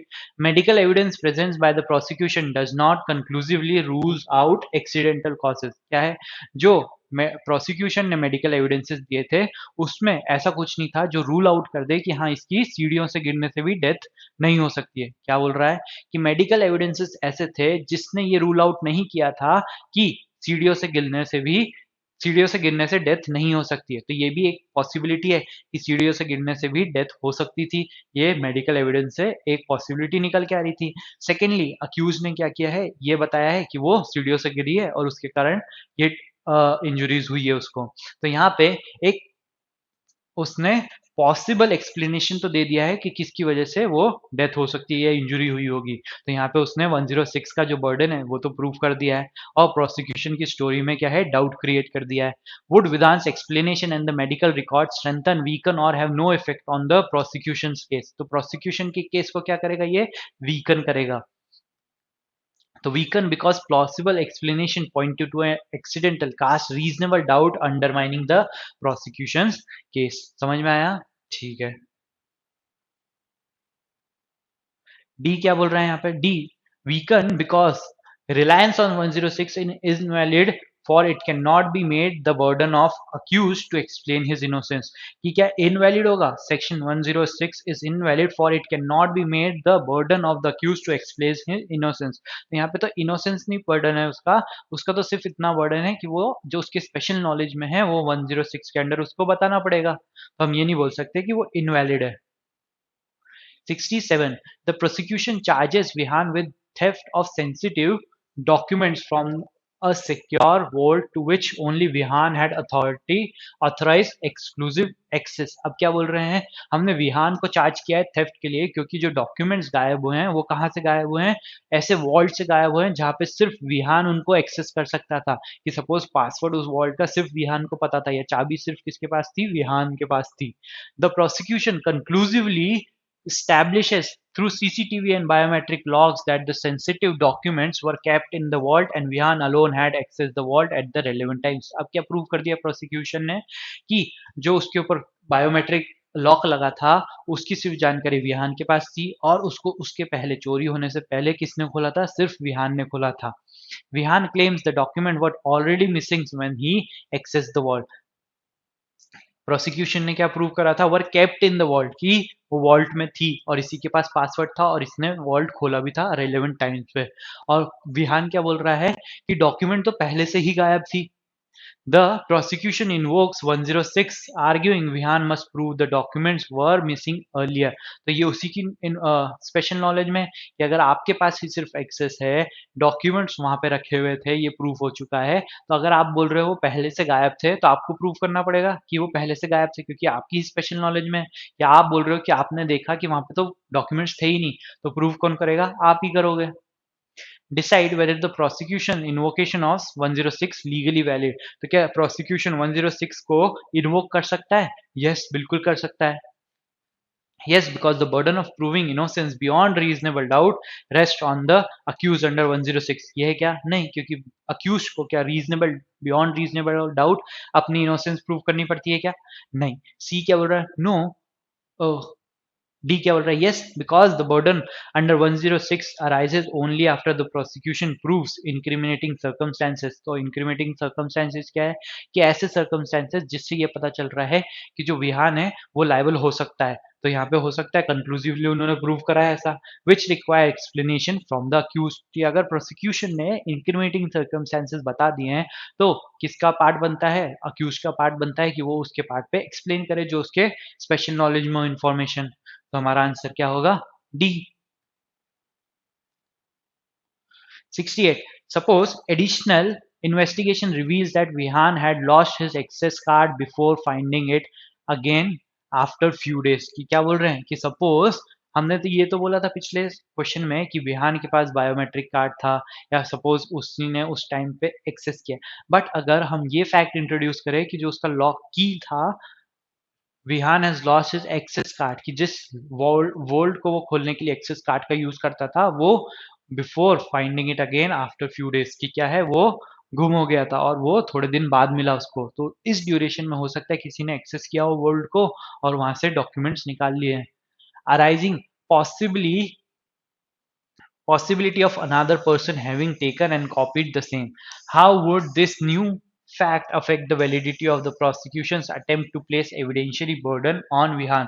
अब हम क्या बोल रहे हैं कि यहाँ पे अगर क्या यहाँ पे सिर्फ विहान के पास स्पेशल नॉलेज है क्या? कि अगर वो बोल रहा है कि यहाँ पे जो मेरे थोड़े दिन के लिए मेरी जो एक्सेस कार्ड था वो गुम हो गया था और वो थोड़े दिन बाद मुझे वापस मिला, तो उस ड्यूरेशन में हो सकता है कि वापस वहां से डॉक्यूमेंट गायब हुए हों. तो यहाँ पे क्या सिर्फ उसके स्पेशल नॉलेज में है क्या कि उस वॉल्ट में डॉक्यूमेंट्स है या नहीं? नहीं. तो यहाँ पे how would this new fact affect the validity of prosecution's attempt to place evidentiary burden on Vihaan? तो यहाँ पे अगर प्रोसिक्यूशन बोल रहा है कि सिर्फ विहान के पास ही स्पेशल नॉलेज था कि उसमें डॉक्यूमेंट्स है या नहीं, ये निगेट हो जाएगा. तो क्या यहाँ पे 106 का बर्डन विहान के ऊपर लगेगा? नहीं. तो ये क्या होगा? वीकन होगा. It will be weakened as the new fact dilute the exclusivity that is precondition to application of 106. 106 के लिए क्या जरूरी है कि जो पर्सन है उसके पास एक्सक्लूसिव नॉलेज होना चाहिए उस चीज का। अब यहाँ पे विहान के पास एक्सक्लूसिव एक्सेस तो है नहीं। अब विहान के पास अगर एक्सक्लूसिव एक्सेस नहीं था तो उसके अलावा भी कोई और भी जानता होगा जिसने वो कार्ड से एक्सेस करा हो कि डॉक्यूमेंट्स वहाँ है या नहीं। तो उस बेसिस पे हम बोल सकते हैं यहाँ पे 106 का बर्डन विहान पे नहीं आएगा। ठीक है। डी क्या बोल रहा है, it will be weaken because 106 never applies if multiple individuals were ever present at the crime location. तो ये क्या है, एक जनरल एक्सट्रीम स्टेटमेंट हो गया कि 106 कभी नहीं लगेगा जब कोई मल्टीपल पर्सन हैं present at the crime location. तो ये क्या है, क्राइम लोकेशन पे अगर बहुत ज्यादा लोग थे तो 106 का बर्डन नहीं लगेगा। नहीं, अगर 106 क्या है, डिपेंडेंट है ऑन द एक्सक्लूसिविटी। ठीक है, तो आंसर क्या हुआ था, B. 69. Which of the following can be inferred from the principle governing 106? तो ट्रू कौन सा है ये देखना है। 106 allows the court to convict कर सकता है क्या 106 के बेसिस पे the accused solely on their silence? तो नहीं, हमने तो यही देखा कि साइलेंस के बेसिस पे आप कन्विक्ट नहीं कर सकते। The burden under 106 is legal in nature and requires the accused to disprove the offense beyond reasonable doubt। क्या beyond reasonable doubt होगा क्या, नहीं। Secondly, क्या burden legal है क्या, नहीं, वो तो evidentiary है। Section 106 shifts the initial burden. क्या इनिशियल बर्डन को शिफ्ट कर देता है क्या, नहीं। हमने तो बोला था प्रोसिक्यूशन के पास इनिशियल बर्डन तो होगा, उसको केस को पूरा तो उसी को प्रूव करना है। बस हम यहाँ पे सिर्फ क्या बर्डन शिफ्ट कर रहे हैं with respect to exclusive knowledgeable fact की। अगर किसी फैक्ट का आपको एक्सक्लूसिव नॉलेज है तो उसको सिर्फ आप प्रूव करो। Section 106 applies only after the prosecution has established incriminating circumstances that require an explanation from the accused. Yes, कि अगर prosecution ने ऐसा कोई incriminating facts या circumstances को prove कर दिया है और उसके बाद हम require क्या कर रहे हैं कि जो accused है, जो उसके पास special knowledge है, वो explain करे। ठीक है, तो आंसर क्या होगा, डी। 70 क्या बोल रहा है, 70 In which of the following scenarios is section 106 most likely to be invoked? कि most likely to be invoked कब हो सकता है? A theft occurs in public park and the prosecution cannot identify the accused। कि यहाँ पे क्या बोल रहा है कि पब्लिक पार्क में हुआ है और थेफ्ट को कोई जो थीफ है उसको कोई आइडेंटिफाई नहीं कर पा रहा है। The prosecution can not identify the accused. तो यहाँ पे कुछ स्पेशल नॉलेज आ रहा है क्या किसी के पास में, नहीं। A group fight occurs in park and all accused claim they were not present at the scene।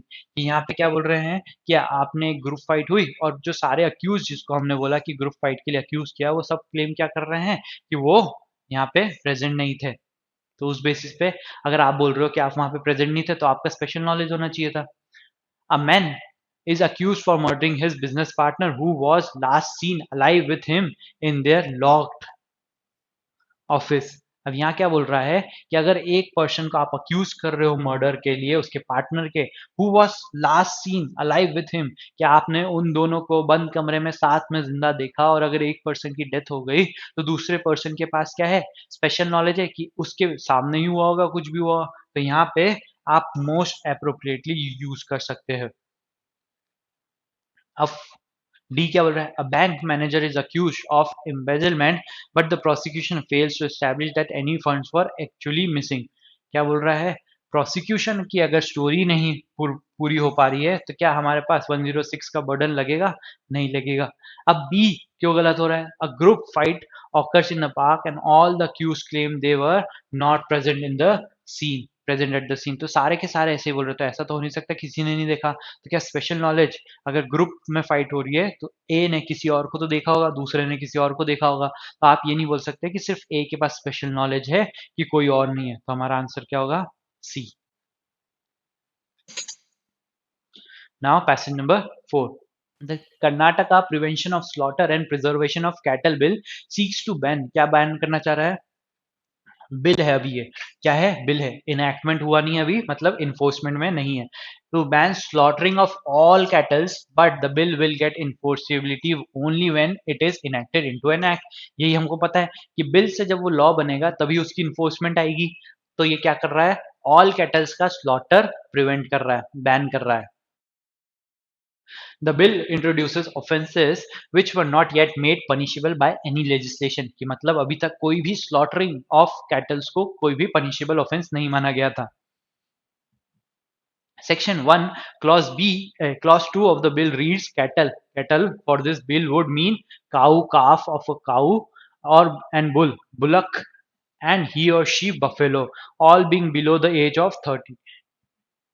क्या बोल रहा है कि कैटल को हमने डिफाइन क्या किया है, कोई भी काऊ हो गया, काफ हो गया, बुल बुलक हो गया, बफेलो हो गया, कितने साल छोटा होना चाहिए, बिलो द एज ऑफ 13. तो अगर हमको एज भी बता दिए कि कैटल कब हम मानेंगे, जब ये कोई एनिमल्स इस एज के नीचे के होंगे. Section 1 clause 3 defines slaughter as the killing or destruction of any animal for the purpose of food, including all processes and operation performed to prepare it for slaughter. क्या बोल रहा है कि स्लॉटर क्या होगा, जब आप कोई भी किलिंग या डिस्ट्रक्शन करोगे for the purpose of food, कि आप स्लॉटरिंग किस पर्पस से कर रहे हो, फूड के पर्पस से कर रहे हो, including all processes and operation perform to prepare it for slaughter. ठीक है, स्लॉटर की एम्बिट को उन्होंने बढ़ा दिया कि अगर कोई भी उसको करने के लिए, मारने के लिए जो भी आप प्रोसेस या स्टेप्स ले रहे हो, उसको भी हम स्लॉटर में इन्वॉल्व कर रहे हैं.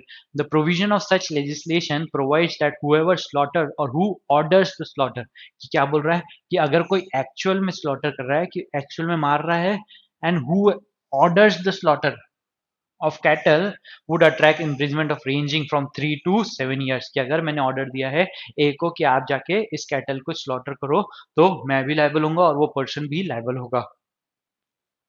7 years with a fine not less than 50,000 per cattle and may extend up to 7 lakh or both. The bill makes even selling the cattle for slaughter an offense. क्या है, अगर आप स्लॉटर के लिए बेच रहे हो, कि सपोज किसी की गाय है और वो उसको स्लॉटर के पर्पस के लिए बेच रहा है, तो वो भी लायबल होगा. ना उसने ऑर्डर किया स्लॉटर का, ना ही उसने स्लॉटर खुद किया है, बट अगर वो बेच रहा है for the purpose of slaughter, तो he would be liable. If the accused can be made liable under the bill, then the court can order to forfeit the confiscated cattle. कि अगर हम बोल रहे हैं can accused can be made liable, कि अगर वो लायबल हो सकता है, तो उसके क्या है, जो कैटल है वो कॉन्फिस्केट किया जाएगा. Vehicle in which the slaughtered meat is transported, premises and material on behalf of the state government, की state government के behalf पे क्या है, उसकी cattle confiscate किया जा सकती है, vehicle जिसके वो transport करता है, और premises and material. The bill has exempted cattle operated for vaccine live. क्या बोल रहा है, bill has exempted cattle operated for vaccine lymph serum or any experimental or research purposes at any government or recognized institute from its provision. कि हम किसको हटा रहे हैं, कि अगर कोई भी कैटल के ऊपर कोई ऑपरेशन ऐसा करा जा रहा है for the purpose of this, कहाँ पे, गवर्नमेंट या फिर कोई रिकॉग्नाइज इंस्टीट्यूट में, हम उसके लिए आपको लायबल नहीं करेंगे. कि अगर आपका एक्ट इस प्रोविजन में आ रहा है, तो अगर उसमें हम कैटल को नहीं इंक्लूड करेंगे. It has also allowed killing of cattle if it is certified by a veterinary officer as being necessary in the interest of public health or in case where cattle suffering from any disease. तो आपको क्या बोल रहा है कि आप cattle को मार सकते हो if it is certified by a veterinary officer as being necessary in interest of public. कि डेथ आप कब कॉज कर सकते हो, किलिंग कब अलाउड है, कि एक तो बोला हमने स्लॉटर का, अब दूसरा बोल रहा है कि किलिंग कब अलाउड है कैटल्स की. Allowed killing of cattle if it is certified by veterinary officer on the ground of public health, or the cattle is suffering from any disease which is certified by the veterinary officer as contagious and dangerous to other cattle or human being. कि अगर आप कब lawfully killing कर सकते हो cattle की, तो उसके लिए क्या होना चाहिए कि आप क्या है, एक वेटनरी ऑफिसर से, डॉक्टर से आप क्या ले रहे हो, परमिशन ले रहे हो, किस रिस्पेक्ट में, कि क्या ग्राउंड हो सकता है, इंटरेस्ट ऑफ पब्लिक हेल्थ हो सकता है, या फिर वो जो कैटल है वो ऐसी डिजीज से सफर कर रही है जो कि दूसरे कैटल्स या एनिमल्स या ह्यूमंस में फैल सकती है. Similarly the slaughter of terminally ill cattle will be allowed upon certification by veterinary officer. The exemption is only to certified acts and if such act is not certified by the veterinary officer it would be deemed slaughter which is punishable by the act. हम क्या बोल रहे हैं, एक तो हमने देखा था स्लॉटर, दूसरा देखा हमने किलिंग। अगर किलिंग के लिए क्या जरूरी है कि एक वो सर्टिफाइड वेटनरी ऑफिसर या डॉक्टर ही करे और सर्टिफाइड होना चाहिए आपका काम भी, अगर नहीं है तो उसको भी हम स्लॉटर मानेंगे, डीम स्लॉटर, कि यहाँ पे जो किलिंग होगी हम उसको क्या मानेंगे, स्लॉटर मानेंगे। Exemption is only to certified acts. 71. Vidhan owns a slaughterhouse and sells fresh meat of cattle and poultry in his shop. He asks his workers to daily provide a ton of meat of every category of cattle and 10 dozen of eggs. An inquiry revealed that all the cattle are above 12 years of age.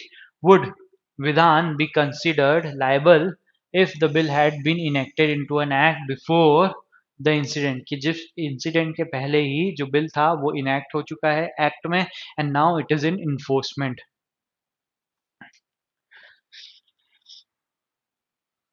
क्या बोल रहा है कि जो kettles है वो सारी kettles को बोल रहा है कि सारी कैटल यूज करो और उसकी जितनी कैटल्स है सारी 12 इयर्स से अबव की है, कि सारों ने 12 इयर्स क्रॉस कर लिया है, पर जो मैक्सिमम एज है वो किसी की नहीं बताई है। तो यहाँ पे अगर वो 12 इयर्स से ऊपर की जो कैटल से अगर उनको स्लॉटर करवा रहा है तो वो क्या होगा, लाइबल होगा क्या? यस क्योंकि उसमें क्या हो सकता है, रेंज में क्या आ सकता है, 12 to 13 की रेंज में भी कोई कैटल हो सकती है। तो यहाँ पे एवरी कैटेगरी ऑफ कैटल को अगर वो जो होगी उसके पास जिसमें कि रेंजिंग फ्रॉम 12 to 13 एज अगर हुई तो उसके लिए वो लाइबल हो सकता है। No because all cattles are about 12 years of age which will exempt him from the liability। क्या सारी की सारी लाइबिलिटी हटा देगी क्या उसकी? नहीं। Yes, because the act fixes liability for slaughter of cattle under 12 years of age। कि अगर 13 years of age के अंडर की है तो उसके लिए liability तो फिक्स करता है। No, because Vidhan does not slaughter, rather only interest. क्या बोल रहा है कि वो खुद स्लॉटर नहीं करता है बट ऑर्डर देता है, तो जो ऑर्डर देता है उसके लिए भी लाइबिलिटी है एक्ट में, तो नहीं। Yes because running a shop that sells the poultry product, या पोल्ट्री प्रोडक्ट कर रहा है in his maze and not the slaughtering of cattle, कि हम उसको इसलिए लाइबल कर सकते हैं क्योंकि वो पोल्ट्री बिजनेस चला रहा है? नहीं। तो हमारा आंसर क्या होगा? बी, क्योंकि वो क्या बोल रहा है, अबाउट 12 ईयर्स में, तो अबाउट 12 ईयर्स तो 13 ईयर्स के जो बीच वाले कैटल्स अगर होंगे उनको वो स्लॉटर करवा रहा है तो उसके लिए तो वो लायबल होगा। 72. Vidhan sources cattle from a local farm owned by Vinil, sources cattle for meat from a local farm। अब क्या करता है विधान, विधान कैटल्स खरीद रहा है किससे? विनील से। विनील रेजेस और किसके लिए खरीद रहा है? फॉर मीट पर्पस के लिए, कि अगर वो उनको किलिंग क्यों करवाएगा, वो खरीद रहा है विनील से for the purpose of their meat, cattle के मीट के लिए। Vineel raises young cows and buffaloes using organic nutrients for selling them for the purpose of meat. वो भी क्यों उनको रेज कर रहा है? For the purpose of selling them for meat, कि यहाँ पे स्लॉटरिंग होगी, कि विनिल भी रेस कर रहा है for the purpose of slaughtering, और जो विधान है वो भी खरीद रहा है for the purpose of slaughtering, for the purpose of meet. After buying cattle from Vinny, Vidhan keeps the animal in his shed and takes them out one by one for butchering only when he receives an order। कि जब उसको कोई भी order मिलता है एक lump sum meet का तो वो क्या करता है, एक एक करके कैटल को लेके जाता है, स्लॉटर करता है और फिर मीट दे देता है। Many restaurants purchase the meat from Vidhan. Restaurant purchase the meat from Vidhan for serving to their customers, who all will be liable as per the passage if we consider that the bill has been enacted into law। कि हम किस किस को liable मानेंगे? विनील, विधान और restaurant owner में से। तो यहाँ पे कौन लाइबल होगा? विनील और विधान। तो विनील और विधान, तो यहाँ पे बी एंड सी। क्या रेस्टोरेंट ओनर्स लायबल होंगे? रेस्टोरेंट ओनर्स लायबल होंगे क्या? नहीं, वो तो सिर्फ मीट खरीद रहे हैं, उन्होंने तो सिर्फ मीट खरीदा है। क्या उन्होंने स्लॉटर कर रहे हैं क्या? नहीं। क्या उनके ऑर्डर पे स्लॉटर हो रहा है क्या? नहीं, वो तो पहले से ही हो रहा है। 73. Vidhan was a lorry driver. One day he was transporting draught cattle by his lorry to a nearby farm. He was stopped midway for checking by the police. When they saw cattle in his lorry, they charged him under the Prevention of Slaughter and Preservation of Cattle Act and confiscated his lorry. Can Vidhan be convicted under the said act? अब क्या बोल रहे हैं कि यहाँ पे विधान एक कैटल को ट्रांसपोर्ट कर रहा है. One day he was transporting draught cattle की जो जो हल जोतने के काम में आता है उसके उस कैटल को ट्रांसपोर्ट कर रहा है to a nearby farm. तो यहाँ पे वो क्या ट्रांसपोर्ट कर रहा है? एक कैटल को ट्रांसपोर्ट कर रहा है. क्या कोई मीट को ट्रांसफर कर रहा है क्या? नहीं. तो क्या उसकी उसकी लॉरी को आप कॉन्फिस्केट कर सकते हो क्या? नहीं. क्या उसको लायबल कर सकते हो कि for transporting a cattle? No. तो no, because merely transporting cattle is neither prohibited nor punishable under the act. कि अगर कोई सा भी अगर आप कैटल ट्रांसपोर्ट कर रहे हो तो क्या उसको कन्फिस्केट कर कर आपको पनिश किया जा सकता है क्या? नहीं. No, because his master on whose order he was carrying the cattle should be charge and not him. तो इसके बारे में तो हमको कोई इन्फॉर्मेशन ही नहीं दी है कि उसके मास्टर के कहने पे वो कर रहा है. तो आंसर क्या होगा? सी. 74. Vidhan managed a cow shed or gaushala where he used to provide food and shelter for stray cattle, both young and old. He came across a young 1 year old calf that had severe foot infection which was rapidly spreading to its own body parts. He did not have the funds to arrange a veterinary doctor. He did not want to keep the calf in his gaushala because he was worried that the infection might spread to other cattle. So he fed the calf and added poison to the food to end the animal suffering. अब क्या किया यहाँ पे उसने? जो काफ था वो disease से डिसऑर्डर से अफेक्टेड था और उसकी क्या है डिसीज जो बढ़े जा रही थी उसके पार्ट्स में फैल सकती थी और हो सकता था कि दूसरे एनिमल्स को भी वो अफेक्ट कर दे. तो विधान क्या करता है? विधान खुद ही उसको उसकी डेथ कॉज करता है बाय गिविंग इट पॉइजन. तो क्या वो खुद कर सकता है क्या? वेटनरी डॉक्टर से does not have funds to arrange a veterinary doctor. क्या वेटनरी डॉक्टर के बिना वो खुद किसी कैटल की जो कि below the age of 1 year below the age of 13 years है तो वो कैटल माना जाएगा? और कैटल को अगर वो इलीगली कि उसकी डेथ कॉज कर रहा है तो हम क्या डीम करेंगे कि ये स्लॉटर है. क्योंकि क्या एग्जाम्पशन क्या देता है? सिर्फ सर्टिफाइड एक्ट को या फिर जो वेटनरी डॉक्टर प्रिस्क्राइब करे या वेटनरी डॉक्टर कंफर्म करे उसी को हम एग्जाम्पशन में इंक्लूड करेंगे. तो यहाँ पे जो वो खुद कर रहा है, खुद डेथ कॉज कर रहा है without any veterinary doctors permission, तो वो क्या एग्जाम्पशन में आएगा? नहीं. So even if the cattle was suffering from any disorder और डिसीज तो वो खुद उसकी डेथ कॉज नहीं कर सकता है. Would he be considered liable under the act enacted by passing the concern bill? अगर बिल पास हो गया है और उस कंडीशन में अगर हम देखें तो क्या उसको लायबल माना जा सकता है? Yes. Yes, because his act was not first certified by a veterinary doctor. Yes, because the act does not recognize lack of monetary resources for treatment as a justified basis to slaughter. ये क्या हो गया? एक reasonable आपको एक factual reason दे रहा है, but सी क्या दे रहा है? एक आपको लीगल रीजन दे रहा है कि उसका जो एक्ट था वो फर्स्ट सर्टिफाइड नहीं था डॉक्टर के द्वारा, इसलिए उसका एक्ट क्या होगा? पनिशेबल होगा. यहाँ पे क्या बोल रहा है कि मॉनिटरी एग्जाम्पशन आपको नहीं देता है एक्ट में. तो ये क्या है? एक लॉजिकल आंसर है instead of a legal argument. तो हमारा आंसर क्या होगा? सी इंस्टेड ऑफ डी. 75 क्या बोल रहा है? विधि owns two buffaloes both 12 years old and no longer productive. She arranges for their sale to a slaughterhouse and before the sale she has them transported, washed and kept in a holding pen at the slaughterhouse where workers begin the process of preparing the animals such as fasting them and marking them for slaughter. Vidhi has obtained veterinary certification that the buffaloes are terminally ill. Has Vidhi committed any offense? अगर यहाँ तक के देखते हैं तो शुरू में तो हम बोलते हैं कि वो लाइबल होनी चाहिए थी, बट लास्ट लाइन क्या ऐड कर देती है कि Vidhi has obtain veterinary certification that the buffaloes are terminally ill. कि अगर उसको सर्टिफिकेट मिल गया है तो क्या वो एग्जाम्पशन ले सकती है? Yes. So has Vidhi committed an offense under the act? No, because buffaloes are terminally ill and she has obtained proper certification from veterinary officer. No, because the actual killing has not yet occurred, so the offense is not complete. ये क्या बोल रहा है कि offence हुआ ही नहीं अभी. तो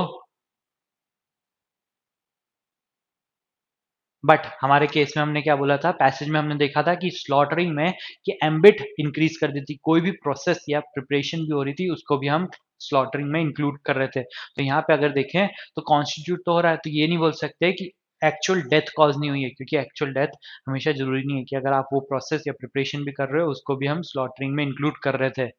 आंसर क्या होगा, ए।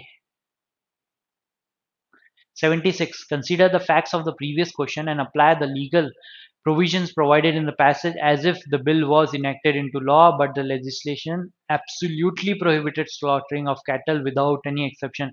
अब यहाँ पे क्या बोल रहा है कि हम ये सपोज कर रहे हैं कि बिल तो पास हुआ है, पर उसमें जो प्रोविजन एक्सेप्शन बता रहा था, कि जिसमें वो बता रहा था कि टर्मिनल एल को आप सर्टिफाइड एक्ट के थ्रू किल कर सकते हो, तो ये बोल रहा है कि ऐसा कोई भी एक्सेप्शन बिल में पास नहीं हुआ है।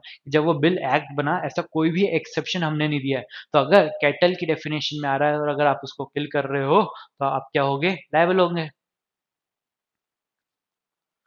If the bill was enacted into law but legislation absolutely prohibited slaughtering of cattle, क्या आपने क्या बोला है कि अगर आप slaughtering of cattle कर रहे हो तो absolutely आप liable होंगे। Absolutely prohibited slaughtering of cattle without any exception. Would Vidhi be liable in this case? तो क्या liable होगी? Yes, because selling the cattle for slaughtering is an offense. Now question number 77 क्या बोल रहा है, which of the following statement cannot be inferred, तो कौन सा false है हमको ये देखना है। The bill has exempted cattle operated for vaccine limb serum and experimental research purpose at any government or recognized institute for its provision, तो yes this is true। B क्या बोल रहा है, the slaughtering of cattle would attract imprisonment up to 7 years, कि क्या up to 7 years तक करता है, but उसमें कंडीशन क्या ली थी, not less than 3 years up to 7 year, मतलब मिनिमम आपको 3 साल तो देनी पड़ेगी। बट यहाँ पे क्या लिख रहा है, इम्प्रिजमेंट अप टू 7 ईयर्स, तो मतलब 7 ईयर्स में कितना भी दे सकता है क्या, 1 ईयर दे सकता है क्या, नहीं, तो दिस इज फॉल्स। तो हमारा आंसर क्या होगा, बी। थर्ड क्या बोल रहा है, see the bill has allowed killing of cattle if it is certified by veterinary officer as being necessary in the interest of public interest, ये भी सही है। The slaughter of terminally ill will be allowed upon certification by veterinary officer, yes this is also true। तो हमारा answer क्या हुआ, B. Passage number 5. The Supreme Court of India has ruled that undue delay in trial can be a ground for granting bail to an accused by the Constitutional Court despite the provision of 37 in narcotic drugs and psychotropic NDPS act में।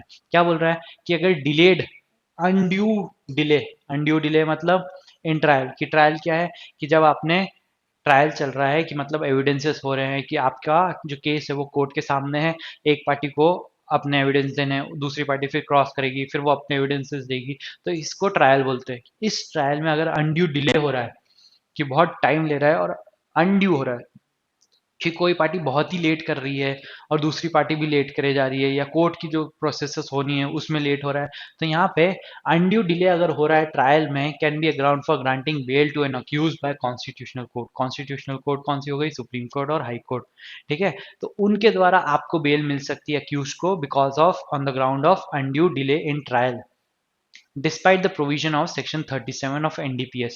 The NDPS Acts prohibit the production, manufacture, possession, sale, purchase, transport, storage and consumption of narcotic drugs and psychotropic substances in India, imposing strict penalties to prevent misuse, trafficking and protect public health and safety। क्या कर रहा है, क्या क्या आपको drugs का possession, जो भी नार्कोटिक ड्रग्स है उसका क्या कर रहा है, प्रोहिबिट कर रहा है कि आप प्रोड्यूस भी नहीं कर सकते, मैन्युफैक्चर नहीं कर सकते, पोजेशन, सेल और purchase, transport, storage and consumption, ठीक है। The court held that only a prima facie consideration is required under the said provision of the NDPS Act, as plain and literal interpretation of 37 would effectively exclude grant of bail। क्या बोल रहा है यहाँ पे, the court held that only prima facie consideration is required under the said provision of the NDPS, की 37 में जब आप कर रहे हो उसमें आपको सिर्फ prima facie consideration चाहिए, full proof नहीं चाहिए कि इस पर्सन ने ये ऑफेंस किया है। as plain and literal interpretation of 37 would effectively exclude grant of bail, कि यहाँ पे जनरली आपको क्या करता है, ये बेल को रिजेक्ट करता है, आपको ग्रांट नहीं करता है।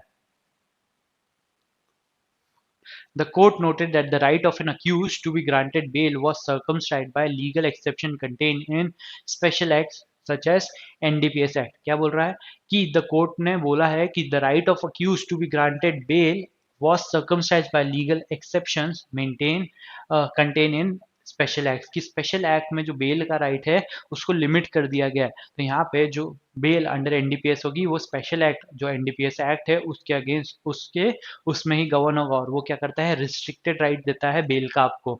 But the standard to be consider to curb the right even within the context of section 37 act would be that of a prima facie determination of the guilt कि अगर आपको prima facie लग रहा है कि इस पर्सन को guilty माना जा सकता है तो आप क्या करोगे उसको बेल नहीं दोगे।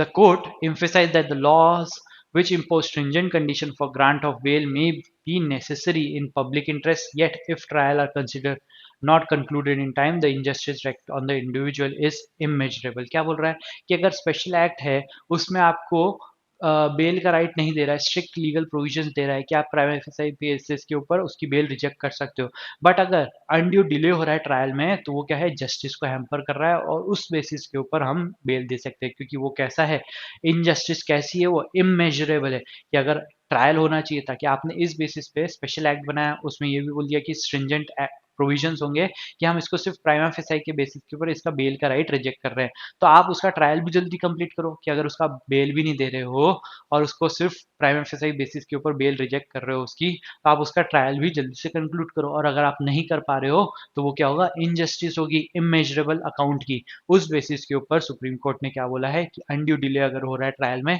तो आप उस पर्सन को इवन इफ, तो उन्होंने बोला है कि बेल जनरली रिजेक्ट हो जाती है, आप ग्रांट कर सकते हो। Section 37 of the Act provides no person accused of an offence punishable under NDPS Act shall be released on bail or on his own bond unless the public prosecutor has been given an opportunity to oppose the application for such release, and where the public prosecutor opposes the application, the court is satisfied there are reasonable ground for believing that he is not guilty of such offence and that he is not likely to commit any offence while on bail।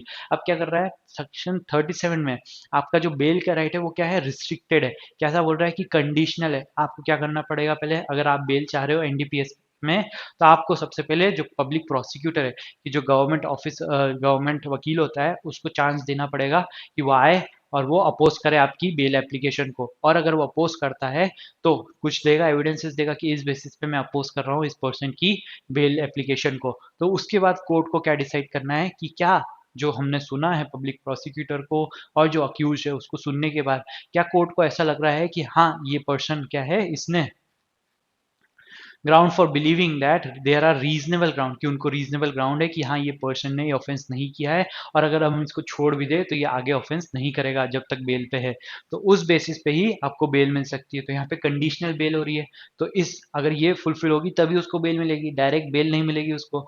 हम क्या बोल रहे हैं public prosecutor को opportunity दी जाएगी oppose करने की bail application को, अगर वो आके अपोज करता है उसके बाद कोर्ट ये देखेगा क्या जो सब कुछ उसके सामने आया है उस बेसिस पे क्या वो ये मान सकता है कि रीजनेबली इस पर्सन ने ऑफेंस नहीं किया है और जब हम उसको छोड़ेंगे बेल पे तो वो और कोई ऑफेंस नहीं करेगा। There is no likelihood that to commit any offence while on bail। The court cited statistics on under trial prisoners relying on revealing that over this prisoners were lodged in jail against the total capacity in country of this they were convicts and the rest were under trial। The court emphasized that incarceration had further deleterious effects especially on those who belong to the weakest economic strata, leading to immediate loss of livelihood, scattering of families, loss of family bond, alienation from the society, and the risk of prisoners turning to crime। The court observed that the court have to be sensitive to this aspect and ensure that trials, especially in cases where special law enacts stringent provisions, are taken up and concluded speedily. क्या बोल रहा है कि अगर जो special act है जहाँ पे स्ट्रिंजेंट प्रोविजंस है उनका ट्रायल जल्दी होना चाहिए। In light of this the court also held that only manner in which the special condition to get bail as enacted under section 37 can be considered within constitutional parameter is where the court is reasonably satisfied on prima facie look at the material on the record that the accused is not guilty। क्या है कि आप जब 37 में कब bell दे रहे हो, जब आपको कोर्ट को लग रहा है प्राइमा फेसाई रिकॉर्ड देखते हुए कि ये पर्सन गिल्टी नहीं है। Any other interpretation would result in complete denial of bail to person accused of offence under NDPA. Any other interpretation would result in complete denial of bail to a person accused of offence under NDPS। कि अगर अभी हमने देखा 37 में बोल रहा है कि रीजनेबली आपको पता लगना चाहिए कि इस पर्सन ने, यहाँ बोल लिखा there are reasonable grounds for believing that he is not guilty of such offence. तो ये reasonable ground of believing that the person is not guilty, उसके लिए क्या हम क्या पूरे एविडेंसेस को कंक्लूड करेंगे, उसके बेसिस पे हम देखेंगे क्या? नहीं। तो कोर्ट ने क्या बोला है कि आप प्राइम फेस ही देखो कि जो रिकॉर्ड आपके पास आए हैं, प्रोसिक्यूशन ने कुछ स्टोरी दी होगी, अक्यूज ने स्टोरी दी है, उसके बेसिस पे आप प्राइम फेस ही देखो क्या इस अक्यूज ने ऑफेंस किया है या नहीं। अगर नहीं किया लग रहा है आपको तो उसको आप बेल दे सकते हो। तो यहाँ पे क्या रिक्वायर्ड है कि आप सिर्फ प्राइम फेस ही पे देखो, ना कि पूरे कंक्लूसिविटी पे देखो, क्योंकि उस कंडीशन में तो क्या है आप उसको हमेशा ही बेल रिजेक्ट कर दोगे, क्योंकि प्राइम एफएसआई आप ऊपर ऊपर से पहले देख सकते हो, पर पूरा देखने के लिए आपको तो सारे एविडेंसेस लेने पड़ेंगे, जो कि ट्रायल के एंड में ही आप कर सकते हो। तो ये बोल रहा है कि सिर्फ आप प्राइम एफएसआई देखो और उस बेसिस पे डिसाइड करो कि क्या इसने ऑफेंस किया है या नहीं। अगर आपको लग रहा है प्राइम एफएसआई इसने ऑफेंस नहीं किया है तो आप उसको बेल दे सकते हो। Vidhan, a 35-year-old daily wage worker laborer, was arrested on charge of possessing and trafficking illegal narcotics under the NDPS Act. He has been in prison for 4 years awaiting commencement of trial। कि अभी तक उसका under trial है और अभी तक trial शुरू ही नहीं हुआ है।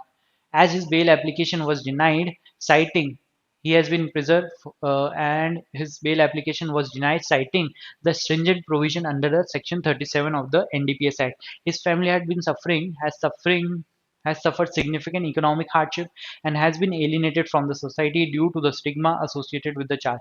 The trial has been delayed due to backlog of cases in the court system and there is no indication when it will commence। क्या है कि ट्रायल क्यों हुआ है? क्योंकि बैकलॉग बहुत था और उसके कारण उसका जो है केस अभी तक शुरू भी नहीं हुआ और कोई पॉसिबिलिटी नहीं है कि कब शुरू होगा, ये भी नहीं पता है। In Vidhan's case can the high court grant him bail. यहाँ पे कौन है? हाई कोर्ट, कॉन्स्टिट्यूशनल कोर्ट है, क्या वो ग्रांट कर सकता है बेल?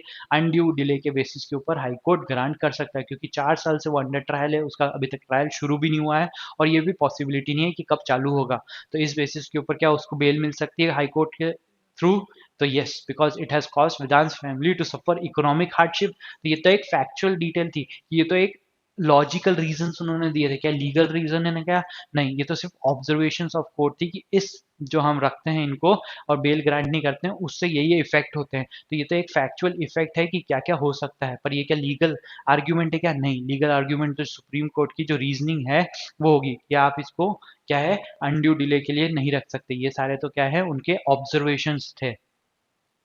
तो yes, because a constitutional court has the power to grant bail on the ground of undue delay in trial. तो ये क्या है, एक लीगल आर्ग्यूमेंट दे रहा है कि कॉन्स्टिट्यूशनल कोर्ट है हाई कोर्ट, इसलिए सेकेंडली अनड्यू डिले जो है वो एक ग्राउंड है जिसके बेसिस पे दिया जा सकता है। तो आंसर क्या होगा? सी। 79, Vidhan, a 20-year-old pharmacist, was arrested on charge of illegally selling drugs without any prescription under NDPS. The evidence on record against Vidhan includes several witness testimonies and CCTV footage of the alleged crime. His bail application has been denied by the trial court based on the provision of Section 37, even after 6 months of him staying in the jail। Was the denial of bail justified as per the concerned provision of the NDPS Act? कि जो bell trial court ने reject करी थी NDPS act में कौन से section में? 37 में। क्या वो जस्टिफाइड थी? यस, क्योंकि यहाँ पे रीजनेबल क्या बोल रहा है कि आपको क्या देखना चाहिए था? क्या प्राइमा फेसाई पे आप जज क्या ये बोल सकता था कि उसने ऑफेंस किया है? तो यहाँ पे अगर प्राइमा फेसाई देखें तो सीसीटीवी फुटेज थी, विटनेस टेस्टिमनीज थी कि उन्होंने देखा था कि इस पर्सन ने क्या किया है, ट्रैफिकिंग करी है। तो इस बेसिस पे रीजनेबल ग्राउंड तो है कि इस पर्सन ने क्या है ऑफेंस क्रिएट करा है एनडीपीएस एक्ट में। तो उस बेसिस पे उसकी बेल एप्लीकेशन अंडर 37 रिजेक्ट की जा सकती है। So was the denial justified? Yes, because Vidhan has been in prison for 6 months, which is not long enough to be considered for undue delay. तो यहाँ पे तो undue delay का option है ही नहीं, क्योंकि ये तो ट्रायल कोर्ट कर रहा है, कॉन्स्टिट्यूशनल कोर्ट तो कर ही नहीं रहा है. Yes, because the court is reasonably satisfied on prima facie look at the materials on record that Vidhan is guilty. तो ये सही है. 80. Vidhan, a 40-year-old street vendor, was arrested and charged under NDPS Act for possession of small amount of illegal narcotics. He has been in jail awaiting trial, and his bail application was denied based on the provision of Section 37. As result of his incarnation, Vidhan's family, who belong to weakest section, has lost their sole breadwinner. The family is now facing extreme poverty, and Vidhan's children had to drop out of school to support the family. Can the Supreme Court decide? Can the Supreme Court decide his bail application on the ground of impact cause on incarceration? क्या इस ground के ऊपर supreme court decide कर सकती है क्या कि उनकी फैमिली को बहुत हार्डशिप फेस करनी पड़ रही है? सुप्रीम कोर्ट ने क्या बोला कि किस ग्राउंड के ऊपर सुप्रीम कोर्ट या दूसरा constitutional court, high court decide कर सकती है अनड्यू डिले के बेसिस के ऊपर. बट जो इम्पैक्ट उसकी सोसाइटी या फैमिली पे पड़ रहा है, क्या उस बेसिस के ऊपर उसकी बेल एप्लीकेशन डिसाइड कर सकती है क्या? नहीं. No, because the impact of incarceration of Vidhan family is not relevant legal basis for deciding the application. सही है. No, because the Supreme Court must focus solely on legal provision of NDPS. क्या सिर्फ NDPS के provision पे देखना चाहिए? नहीं. जो अनड्यू डिले था वो तो उन्होंने खुद ने डिवाइस किया था कि undue delay even if the section 37 provides for rejecting of bail can be use to grant bail. तो यहाँ पे आंसर क्या होगा हमारा? B. 81. Kiran, a 45-year-old businesswoman owner, was arrested and charged under NDPS Act for financing an illegal drug trafficking operation. She, through her lawyer, filed a bail application before the concerned court. If the court wants to grant bail to her, what statutory mandate does it has to follow? कि अगर if the court wants to grant bail to her, what statutory mandate does it has to follow? तो क्या उसको follow करना पड़ेगा? The court is reasonably satisfied on prima facie look at the material on record that the accused is not guilty. कि उनको prima facie confirm करना पड़ेगा कि जो person है वो guilty नहीं है. The court has to give an opportunity to public prosecutor to oppose the application. Yes, ये भी एक mandate है कि उनको कोर्ट को क्या करना पड़ेगा? पहले पब्लिक प्रोसिक्यूटर को एक अपॉर्चुनिटी देनी पड़ेगी to oppose the bail application. The court has to ensure that the evidence proves on the basis of preponderance of possibility that the accused is innocent. तो यहाँ पे preponderance of possibility की तो बात ही नहीं हुई है, सिर्फ उनको क्या देखना है? prima facie justification देखना है. तो हमारा आंसर क्या होगा? A and B. 82.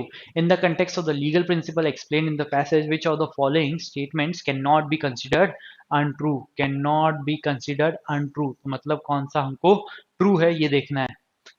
There has to be a reasonable satisfaction of guilt.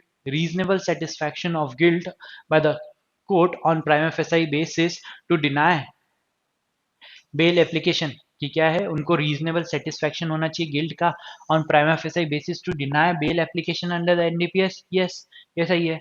It is observed by the supreme court that the court should ensure speedy trial of cases under the NDPS. तो यही बोला क्योंकि special courts है, special act है जिसमें कि आप stringent provisions दे रहे हो, तो उसका स्पीडी ट्रायल होना चाहिए. There There has to be a reasonable satisfaction of absence of guilt by the court on prima facie basis to allow the bail application under the NDPS Act. कि अगर आपको bail application देना है तो आपको क्या बनना चाहिए? There has to be reasonable satisfaction of absence of guilt. Yes, कि prima facie ये लगना चाहिए कि ये person ने offense नहीं किया है, तब आप जाके उसको क्या दे सकते हो? Bail दे सकते हो under NDPS under section 37. The bail application cannot be granted by the court unless an opportunity to oppose it is given to public prosecutor. ये भी सही है कि दोनों पब्लिक प्रोसिक्यूटर को तो देना पड़ेगा अंडर एनडीपीएस एक्ट में.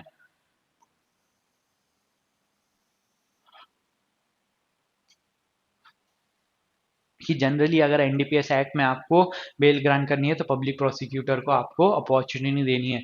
तो यहाँ पे सारे के सारे ट्रू है. तो आंसर क्या होगा? All of the above. 83. Based on the passage, what are some of the negative consequences of incarceration for under trial prisoners, especially those belonging to the weakest economic strata? अब ये तो क्या है? Directly passage से दे दिया. क्या हो सकता है? Loss of livelihood, scattering of families, increase risk of turning to crime. Improved होगी क्या उनकी? नहीं। Increase access to educational opportunity होगी क्या? नहीं। Temporary relief from societal pressure, की सोसाइटी प्रेशर से वो बच जाएंगे जब तक वो जेल में रह रहे, तो नहीं। तो हमारा आंसर क्या होगा? ए। 84। assertion क्या है? The existence of stringent provision does not curtail the constitutional court's power to grant bail on certain grounds to further justice। क्या बोल रहा है कि स्पेशल प्रोविजन का होना एनडीपीएस एक्ट में कॉन्स्टिट्यूशनल कोर्ट के पावर को कम नहीं कर रहा है कि वो किस ग्राउंड पे, कुछ ग्राउंड्स के ऊपर बेल ग्रांट कर सकते हैं क्या, फर्दर करने के लिए जस्टिस को। यस। जैसे हमने अनड्यू डिले का एक एग्जांपल देखा। The supreme court of India has ruled that undue delay in trials can be a ground for granting bail to an accused by the constitutional court despite the provision of section 37 of the NDPS act. यही बोल रहा है कि हमारे passage में उन्होंने क्या बोला कि even if there is 37 of the NDPS act, अगर अनड्यू डिले हो रहा है कि उस बेसिस के ऊपर क्या कॉन्स्टिट्यूशनल कोर्ट द अक्यूज को बेल ग्रांट कर सकता है। तो हमारा आंसर क्या होगा?